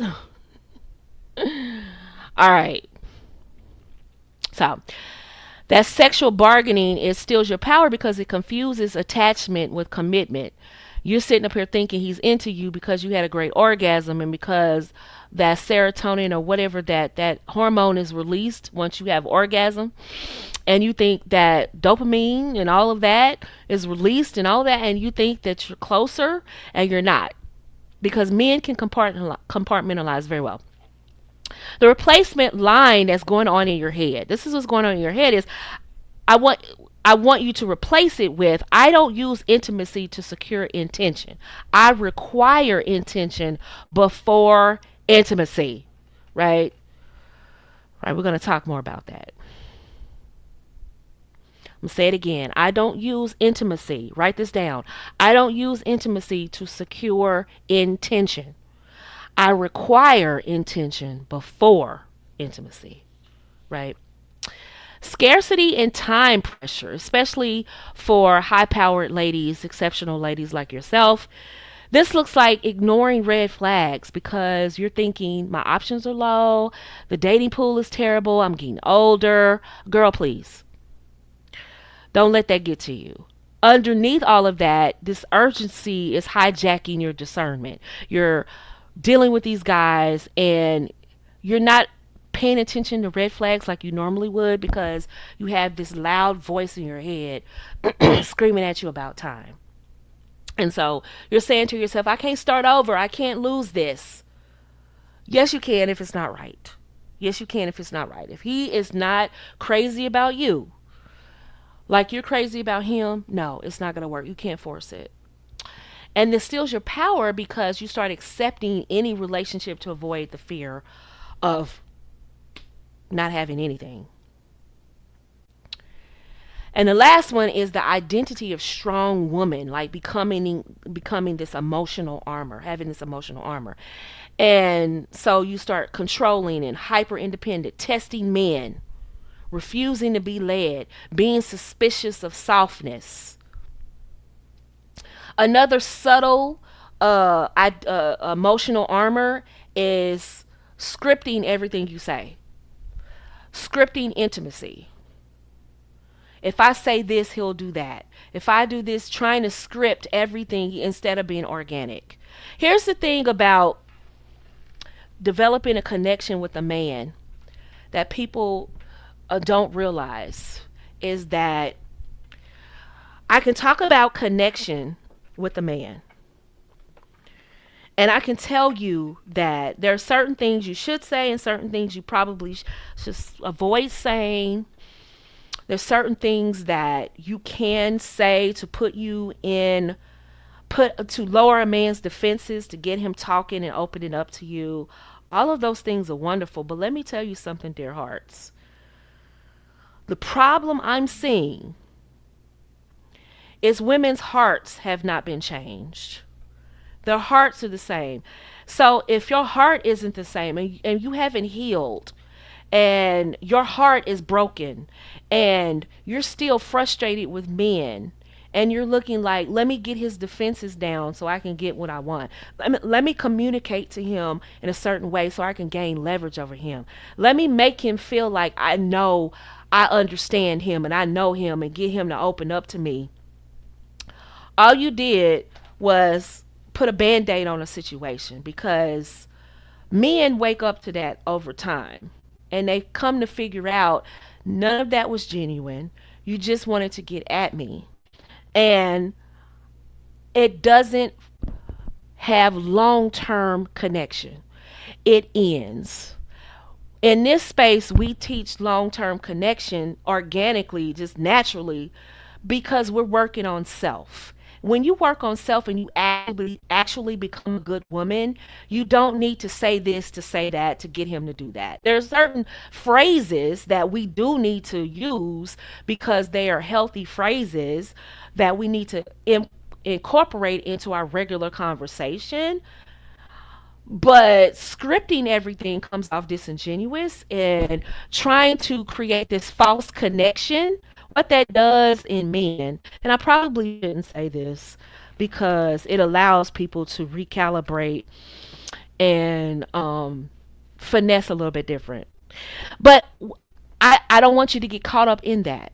I want you to work on you and understand your power, because none of that is needed when you work on your power. When you work on your power as a woman and understand that power, the man understands it and he respects your boundaries. He knows when you say something, you mean it. He knows when you're speaking, the conversation is just going to flow because you know who you are. You know what conversations are safe for you. You know you practice and you don't run away from conversation. People that are have this emotional armor that I'm talking about, they run from genuine flowing conversations. Everything must be structured. It's coming from a masculine place. It must be structured. It must be controlled. I must control his emotions. I must be the puppet master of his emotions. He cannot open up unless I open him up. He cannot talk unless I talk to him. We cannot be intimate unless I make it intimate. I must control every aspect of the connection, of the conversation, of him and our bond. If it's not my way, it's not the way. And that's emotional armor. And a lot of women will try to master communication. And I told you this when we talked about communication. A lot of women will master communication trying to talk to a man. They will try to do it. And they'll be good at it initially. Oh, I said this and he said that, and that'll be great. But eventually, when a man is smart, especially godly men, especially the men that you ladies want, once they find out that this is just a script, what happens when you're off script? What happens when you can't predict the next move? What happens if it's a situation where he really needs you to show up as that woman that you've been portraying that you were? You can't do that if you have emotional armor up. If you haven't discovered who you really are and your true power, guess what? You're showing up with emotional armor. And guess what? You're going to push him away when you really need him or when he really needs you. And that's going to do very bad damage to the relationship. That's going to wake that man up. He's going to know that, wait a minute, this communication was fake. This connection was fake. Something's not right. Because when you really are who you say you are, you really are a good woman, you really are a good person, you that anyway. Even when you don't know what to say, you still a good person. And a man can feel that. He's like, I feel it. He can feel the vulnerability. He can feel the emotional armor is not there. He can feel that, you know what? I don't really know what to say, babe. But you know what? I'm here and I'm here to listen. Because I don't know. I don't know what to say. I've never been here before. Men appreciate that better than some script. And that's true intimacy, is letting someone know you don't know. Letting someone know my armor is off. And a lot of women are afraid to have the armor off. And a lot of stuff in society is keeping women with the armor up. Have a script to say to him. Tell him to invest in you, but you don't invest in anything. You take. And you pretend that you're giving. You get him to open up and pretend that you're a good listener. Pretend that you're a good woman. No, we're not pretending anything. We are good women. We do give. We just don't overgive, but we do give. Our emotional armor is not up. There's no need for that. Because if I feel like I need emotional armor up with you, you're dangerous and I don't need to be around you. You're rejected. Block and delete. Simple as that. Right. So that's what that means.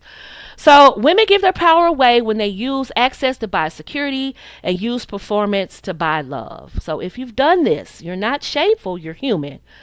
But we're not going to stay there, right? These are quick questions I want you to ask yourself. When I overgive, what am I afraid will happen if I don't? These are the questions I want you to write in your journal. What feeling am I trying to avoid? Rejection, loneliness, boredom, or not being chosen? Am I attached to him or attached to the hope of being picked? Those are real questions, y'all. So now we're going to transition into centeredness, and we're going to go through this real quick. And this is exactly why we need to be centered, because centeredness, being centered, I'm going to use this term a lot this year. Being centered is what keeps women from being driven by fear. Second Timothy. Did I say First Timothy the first time? It's Second Timothy. Centeredness lets you feel your feelings without surrendering your standards. Second Timothy 1:7 says God has not given us the spirit of fear, but power, love, and a sound mind. And then there's the woman who gets attention easily. Chemistry is never her issue. Her issue is men enjoy her, but they don't solidify her.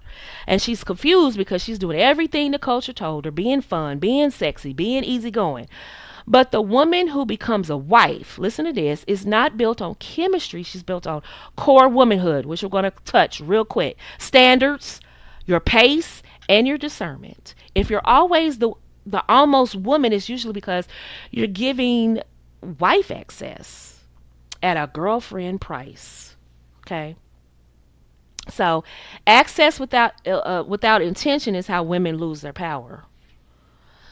So, what do we replace chaos with? Remember when I said earlier that women that are chaotic and fight a lot and fuss a lot and argue a lot, this is kind of chaos, and men don't marry chaos. They marry the other side. They marry center women. And what this looks like is, and I've had women, and I'm going to try to go through this as quick as I can because I have something else to do today. What women try to do is, I've heard women say, men marry the easy woman. Men marry the boring woman. Men marry the woman that he is easy to deal with. And so I called the women out on this and I said, why would a man marry a woman that's difficult? Like his life is difficult. Him being a man is difficult. Why would he marry a difficult woman? What's the logic in that? Remember, men are logical. Why would a man marry a woman that's difficult? And what they meant was she's easy, meaning I'm difficult. I'm hard to get. I stand up for myself. I'm hard, meaning she's got emotional armor. And he's not willing to deal with that. He's going to deal with a woman that's easy. Well, yeah, he's going to deal with a woman that's not chaotic. Men don't marry chaos. I'm talking about healthy men. Now, CUCKs and Ahabs, the spiritual name for him is Ahab. Those men marry women that are chaotic, and we see they pay the price. We see that in celebrities all the time. I don't want to talk about celebrities, but we see that all the time. They marry chaotic women because they're chaotic. We see it all the time. They keep us entertained. You can name celebrities right now in some chaos. Stay chaotic. And they try to convince us that they're happy because they're rich and they're famous. Whatever. You are chaotic, baby. You chaotic. Every time I see you, you in some chaos. You saying something stupid, doing something stupid, wearing something stupid, going somewhere something stupid. It doesn't change. It doesn't change. That's why I'm sick of all of them. All of y'all need Jesus. 2026. All y'all need Jesus. Anyway, and so men married women that are centered. That's it. These are women that have calm power. It means, what this means is you are emotionally present, okay? You're not, you have emotional armor up, but you're emotionally present, you're feminine, and you're warm without being needy, without being reactive, or available for confusion. Confusion is not your bag. You shut that down. When it starts to get confusion, it starts to be contentious, you're out. Deuces, out. We're not doing this. You shut it down. We can revisit this later. You need to lower your voice. I'm leaving. Whatever you need to do to de-escalate that and get yourself out of that. Major, major, major, major. People learn how to talk to you. People have learned, and sometimes it gets on people's nerves. And I've done this on other platforms because for some reason, some people like to be loud and cursing. And I'm like, let's take it down a notch. I'm not talking loud.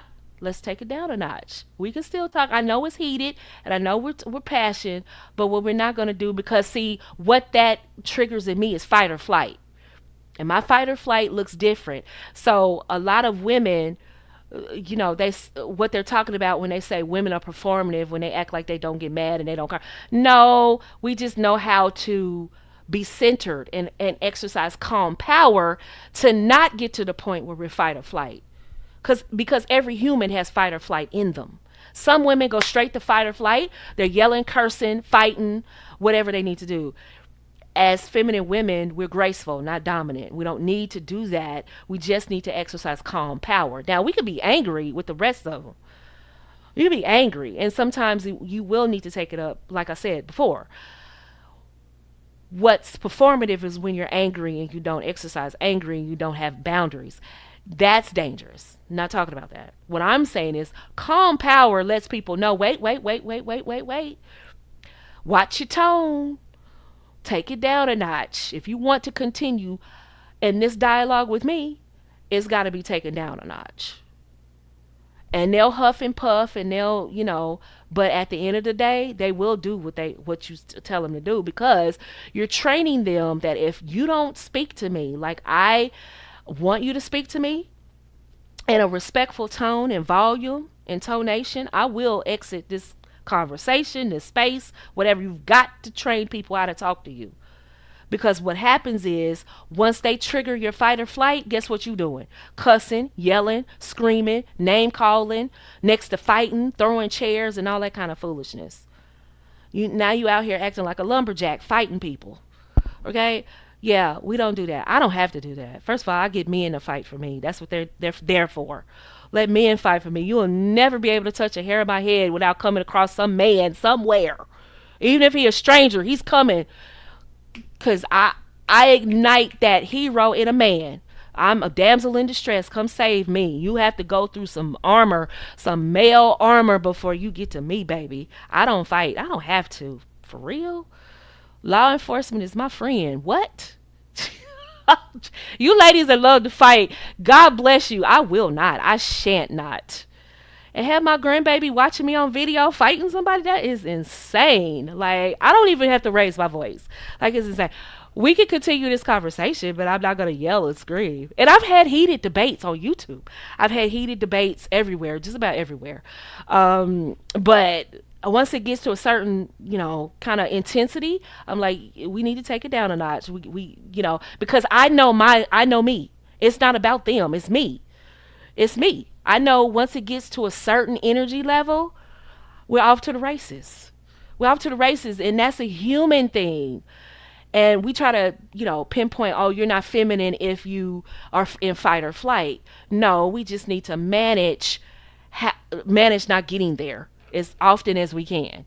And that's calm power. Men need you to be able to regulate your temper, regulate your anger, and things like that. You can be angry all day long, but you need to watch what comes out your mouth. You need to watch how you handle it. And especially in, in certain communities, we pride ourselves in getting people told. We pride ourselves in moving our necks and snapping our fingers and getting other people told and subjugating another person to our dominance. As women, I don't need to do that.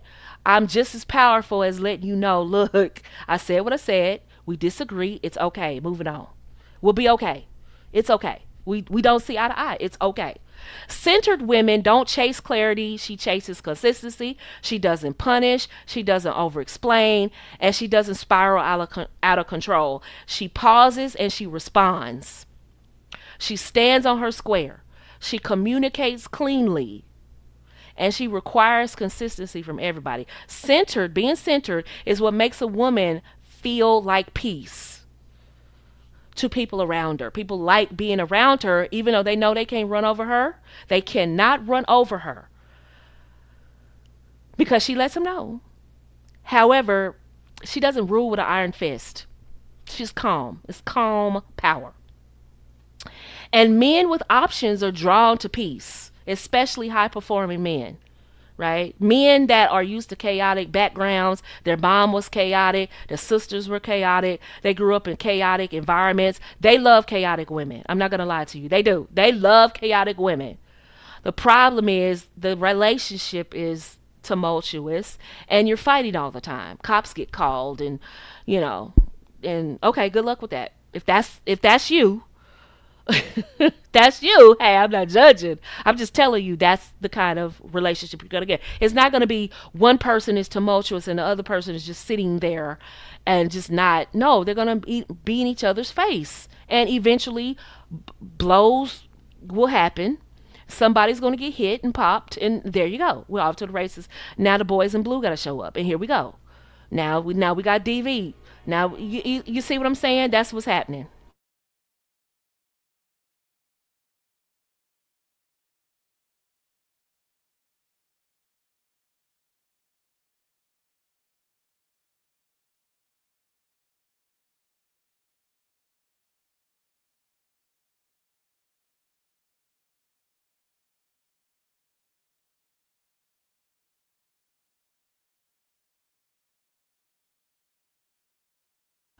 All right, got a lot to cover. Men are drawn to peace, not because they want a woman with no opinions, because they want a woman who can handle life without making the relationship a battlefield. And you know what else I see? I also see women who love God genuinely, but they confuse being kind with being available. They'll spiritualize red flags. Um, Let me just pray and be patient. Baby, prayer is holy, but discernment is also holy too. Now, core womanhood is knowing that God doesn't require you to be a doormat to be feminine.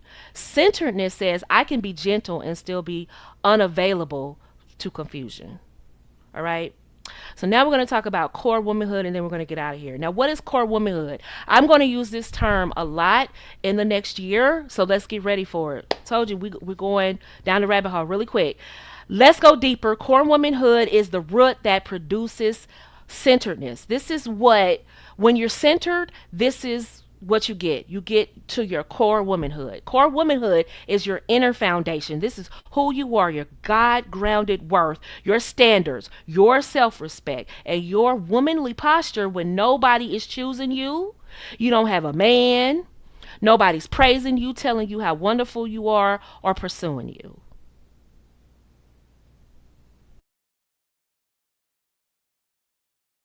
Yes, hit and popped.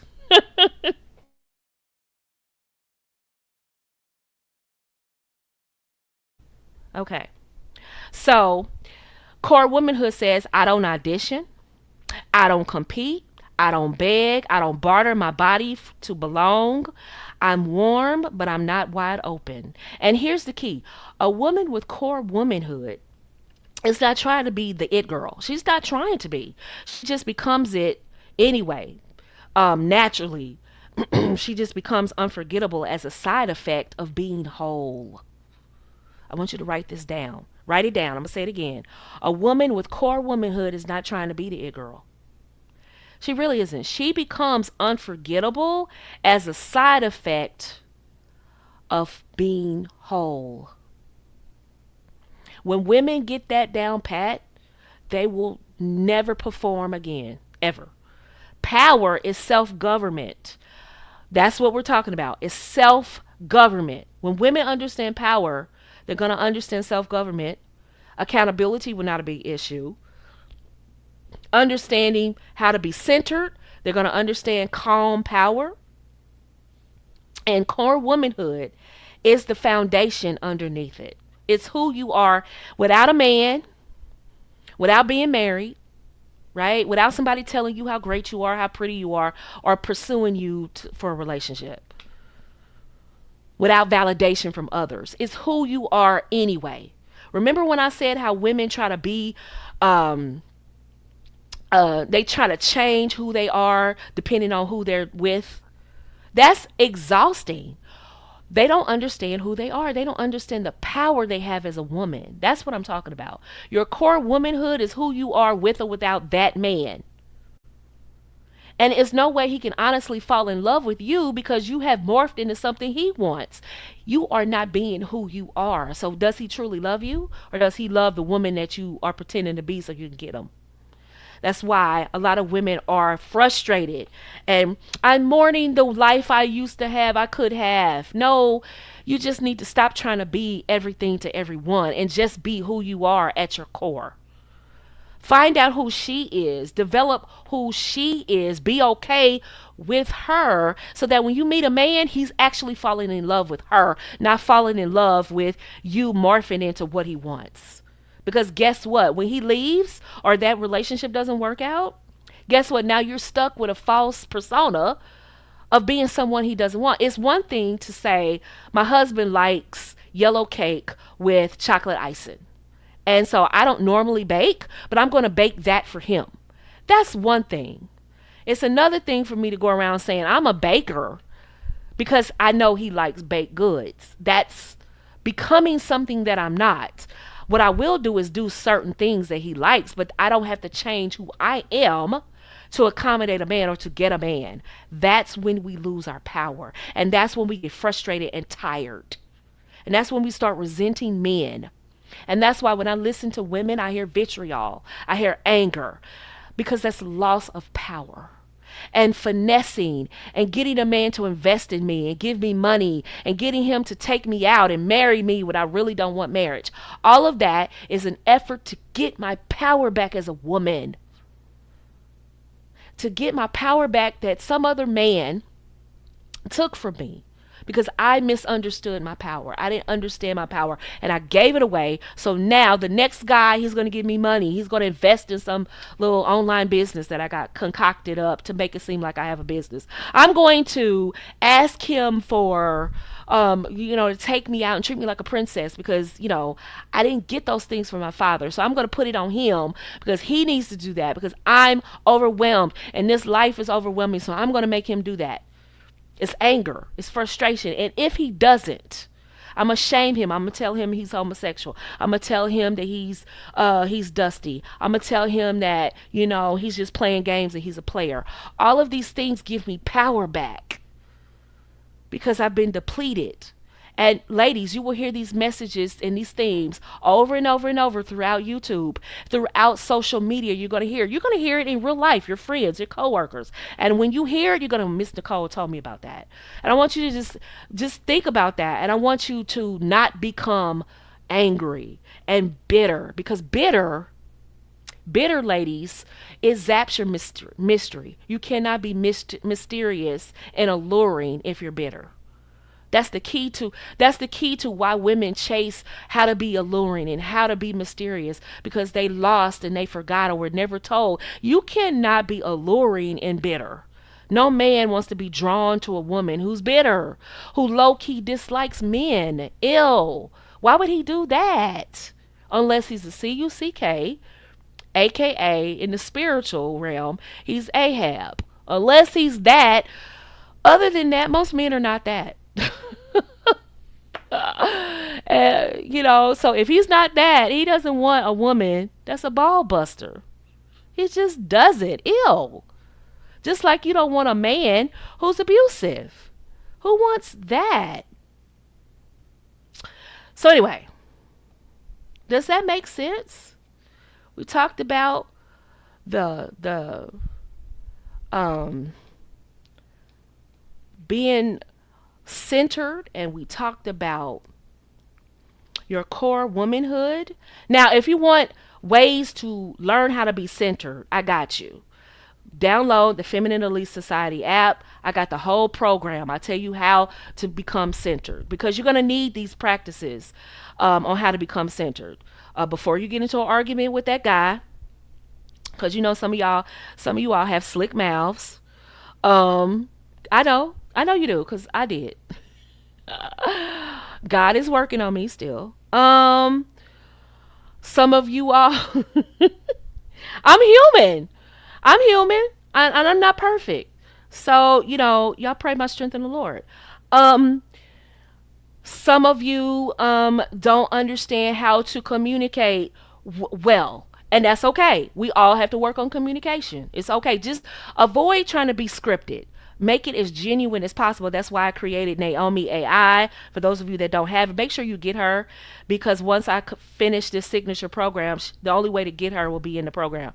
Get Naomi AI. She helps you kind of formulate how to speak And she tells you this is a good thing to say, and you can put it in your own words or you can repeat it just like Naomi gave you. Especially when it comes to texting and communicating, it's good to have a guide, and she's going to coach you the exact same way I would have mentored you. And so you're like, oh, I don't know what to say. He hasn't texted me in 3 days. What do I say? Awesome. You don't need to book a call with me to say that. Just pull up Naomi. Boom, boom, boom, boom, boom, boom, boom. Sometimes you can copy and paste it. It's okay. She'll go, oh, based on the conversation, this is what you need to do. This is what you need to say. I got you. I got you, ladies. All right. So we've covered that. So here's the thing. If you want support building this in your real life, I have two resources, one for language and one for diagnosis. Download the Femininity Society app. That's available on Apple and Google. You can get the Future Wives Club glossary because centered women's power shows up in her language. All right. We do not speak like every woman out here. We just absolutely cannot. We speak differently. We absolutely cannot speak like everybody else. I want you ladies to let me pull up the app so you can see it. I want you to we've got the glossary. Want you see the shirts. And those of you that have your shirts, let me know what you think about those. We have some more designs coming. So be ready for that. But uh,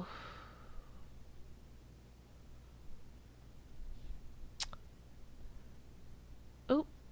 So download the Feminine Elite Society app. It's updated. We have new colors and everything going on.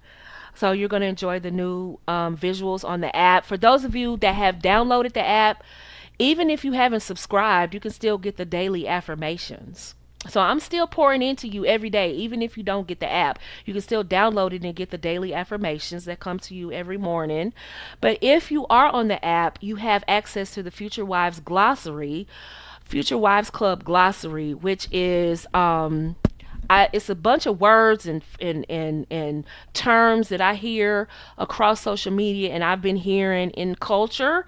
Then I'm like, we cannot speak like that. We absolutely cannot say that. If we say that to men, red flag. Another word I'm adding to that is investing. Stay away from that, ladies. Do not say that ever, ever, ever, ever. Ever, ever, ever. No ladies in my space should ever be saying a man needs to invest in me. Do not say that. And if you're ready to invite and identify the real reason your relationships aren't leading to marriage, enroll in Blind Spot to Bride. Ladies, if you click on the link in the chat, the pinned link in the chat, it's a special price just for today. And the Blind Spot to Bride is something that I created because when I was single, one of the things I hated was remember I told you I drove my best friend crazy asking her what was going on and what did she think what was going on in my relationships and making her a de facto mentor. And what I needed was somebody to sit down and tell me, Nicole, this is actually what you need to work on. And I worked on every single thing that I thought was a problem. And it actually prolonged my singleness because I was fixing things that I thought was wrong. But I really needed something else or someone else to sit down and help me determine what my actual problem is. And what I discovered is a lot of women are frustrated. It's not that they're not wife material. It's just that, yes, they do have some things they need to work on, but they don't know what that is. And so they're probably like me out here working on things that they probably, it's okay, but it's that one thing that they don't know about or they need something to call their attention to that and fix it and they can become wives overnight. And so what I created was Blind Spot to Bride specifically for women who it's a quick program. You can finish it in probably under an hour. It has the blind spot diagnosis method, which I designed straight from my mentoring. And it gets down to the nitty gritty of why your relationships aren't leading to marriage, why they're breaking down, One thing I hated when I was single was people telling me what my problem was. And or no, guessing. They didn't really know. They were just, oh, you're probably just picky. Oh, you probably did this. This is your problem. Oh, you're divorced with 3 kids, so that's your problem. And that. And they would just guess, and they didn't really know. And I needed someone that I trusted, something that I trusted, that could tell me exactly why my relationships were dissolving. They weren't, going to marriage. That's it. This program is short. Is one problem. That is what is keeping you single. That's it. Why are your relationships breaking down? At what point are they breaking down? Why are they breaking down? What's the cause? I go through all of that with you under the blind spot diagnosis method. You go through that process. At the end of this program, you will know exactly why your relationships are breaking down. And that is guaranteed. And let me tell you, the reason why a lot of women are still single is because they're wasting time on things that don't really need their attention. But that one thing that's keeping them single, they need someone to point that out and why that's keeping the relationships breaking down. They need to know that so they can start fixing on it. And guess what? Your road to becoming a wife, blind spot that is recognized, is no longer a blind spot. You're fixing it. Guess what your next step is? Bride. Because that blind spot, you see it now, you can fix it now, and now your next spot is bride. It's just that simple. I wish I had that back in the day. I wish I had that. I was just thinking, when I was single, I needed that. I wish I wouldn't have worried my best friend to death with my constant, what do you think this means? And what do you think that? And here I am giving advice to women, but I can't heal myself, right? Doctors don't work on themselves. Dentists don't pull their own teeth. You know what I mean? So I needed someone else to pour into me like I pour into other people. And she was like, and she gave me sound advice. No doubt, no doubt. But again, like I said, I needed somebody to just hone in on, get down to the nitty gritty. No fluff, no extra junk, no nothing. I just need straight answers. And if you like me, you don't like wasting time on fluff. Just get to it. Get to it. So that's what this program is. It solves the problem. By the end of the program, you'll know exactly what you need to work on. And that's batting 1,000, because now you get to work on that. And your next step is becoming a bride. And so let me close it like this. The true it girl isn't the most exposed, right? She's the most centered. Her power is quiet, but she's felt. And this is why a lot of women get confused about why a man chose this woman over that woman. It has nothing to do with her being a church girl. It has nothing to do with her family, her looking a certain way, things like that. Those were factors, but it wasn't just that. That wasn't the determining factor. The determining factor was she was centered. She's someone he can live with. She's someone he can please. She's someone that knows her power. She doesn't audition. She doesn't chase. She doesn't compete. She moves from her core womanhood, who she is, and that creates standards that he will respect. It creates peace that he craves, and it allows him to select her, not her selecting him or trying to be chosen. And so now, if you're ready to stand out in the world full of noise, ladies, download the Feminine Elite Society app and get the Future Wives Club glossary, because centered women, we speak differently. And if you want the real diagnosis of why your relationships aren't leading to marriage, I want you to enroll in the Blind Spot to Bride right now. Stop guessing. Stop guessing. This is a new year. Stop guessing. And you'll get a little bit from this podcast and this website and this page and this meme. Got it. And sometimes they help. But what if that isn't the real reason your relationships aren't working out? So now it sounded good, so you started working on that. But what if that isn't the real reason why your relationships aren't leading to marriage? What if it's something totally different? Wouldn't you like to know that before you waste a bunch of time? So by the time that guy gets to you, you're ready for him? So what I want you to do is go to mrsnicolemichelle.com if you haven't already and sign up for the newsletter. Shout out to the ladies Did you enjoy what Santa Claus brought you on Christmas? I don't know. Cupid may have something. I don't know. I don't know. Cupid may have something, but you ladies, Santa Claus dropped something off in your email for Christmas, and I hope you enjoyed it. And I want you to get the book on Amazon, Discovering Feminine Lifestyles. This is for the ladies that are unsure if they want to be in a dual income earning household or if they want to be a full-time housewife. Get the book. I walk you through it. I even give you a quiz to help you determine if this is something you really want. And by the end of the book, you'll know, I have a better understanding of what each life requires and if that's really what you want, because every woman doesn't want to be a full-time housewife. You don't really understand what it fully entails, and you may not want to do it or may not understand it, and you may not know about how to go about it, right? But the book is to help you. That's a book I wish I had. Because I had my mother saying one thing, I had my grandmother saying one lifestyle, and I had my mother saying one lifestyle, and so I could just kind of found my way through it, and I kind of lived both lifestyles, and then only to settle on I wanted to be a full housewife. But if I had something really structured like this, or a mentor like myself, I would have loved someone like me back in the day, explaining and breaking this down. A lot of bumps in the road I never would have had to experience because I would have had someone breaking it down to me. So, for those of you who need that and kind of want to understand what this traditional lifestyle is all about, the book is still available. You can go to Amazon and get the book, Discovering Feminine Lifestyles. Download the Feminine Elite Society app, available on Apple and Google stores. We have a new look on the app. I think you're going to enjoy it. We have a whole lot of stuff going on. There's a new books and stuff that I'm recommending. And there was a new show. Remember you all, I told you all about, and I'm closing out with this and we're done.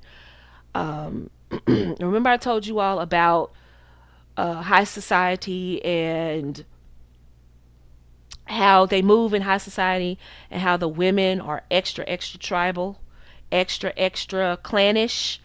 And remember I told you about that?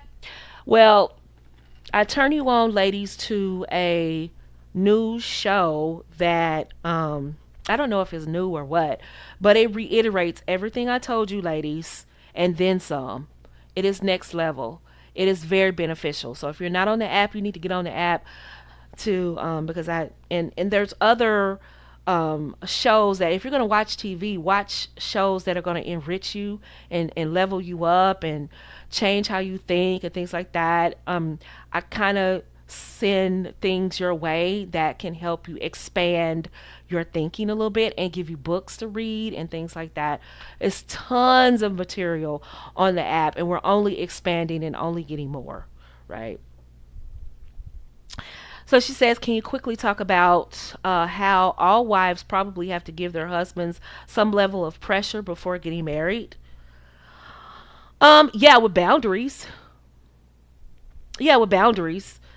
Yeah, you have to give him that calm power, and let him know that you are centered, you mean business, you are willing to walk away if you don't get your needs met.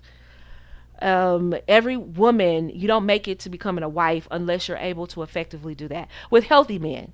That's how you know the marriage is healthy, when you can do that and he understands that, hey, I have a woman that I can respect, and you put a little pressure on him to let him know, look, hey.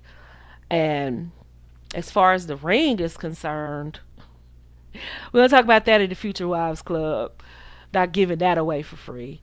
I gave that away for free. I couldn't believe I told you all that on the live about the ring. If he hasn't popped the question yet, every time Ivana, you know what I told you. If he hasn't popped the question, you do that. Um, and you know,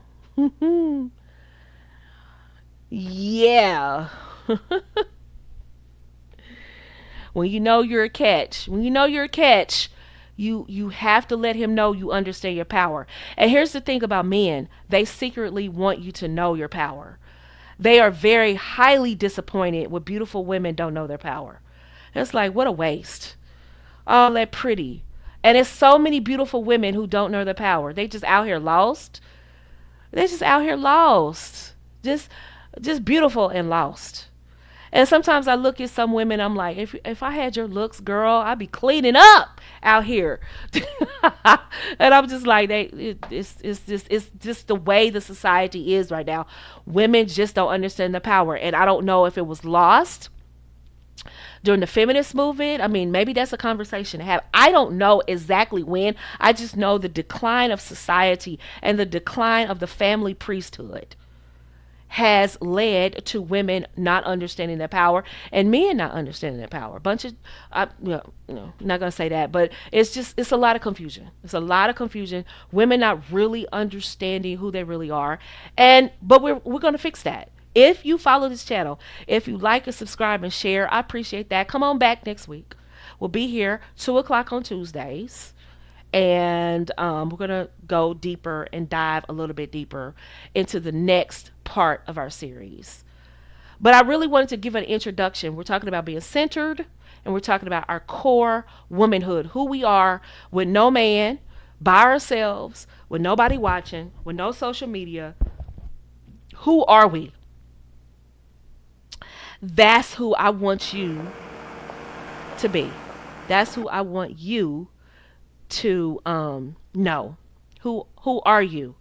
And once you know that, you can never be off your square. You can never have a man um um change who you are, because you know who you are. You're on your square. Those are your standards, and you're not going anywhere. All right, ladies. If you're interested in the shirts, just click the link under the video. We have tons of stuff coming. Shout out to my Patreon members. Shout out to all of you. A lot of stuff coming up the road. If you're not on the Feminine Elite Society app, you're going to want to be on there, because we have the Marry Well challenge coming up. It's not really a challenge because I hate those. But it's going to be the Marry Well program that we're doing. We're going to marry well, unapologetically. We're going to marry well, and what that looks like for each woman may be different, but we're going to talk about it. And on the app, we're going to talk about high society. We're going to talk about how to show up in different venues, because what good is it to show up in different venues and we break and run when a guy is serious about us? What if you meet that high-powered man and we don't know how to talk to him, and we break and run? What good is that? We don't understand our core womanhood and who we are and our power, and we freeze as soon as we get the real deal. What good is that? Let's be ready when we go into these spaces, when we go into have these conversations, when we go in these places. We are ready. We don't have anxiety. We don't have imposter syndrome. That's crazy. That's for amateurs. We belong in a room. We deserve to be in a room, and we're gonna own that room, and we're gonna own that man. If we see a man and he's available and we want him, he's ours. That's how confident you will be hanging with me. So make sure you download the Feminine Elite Society app. Make sure you follow me on all socials, and make sure you go to mrsnicolemichelle.com and get on our newsletter. And with that being said, thanks and shout out to all the mods, you the good mods, best mods on YouTube. Remember, I love you and Jesus Christ loves you. And until the next time, keep the faith, everybody. Peace.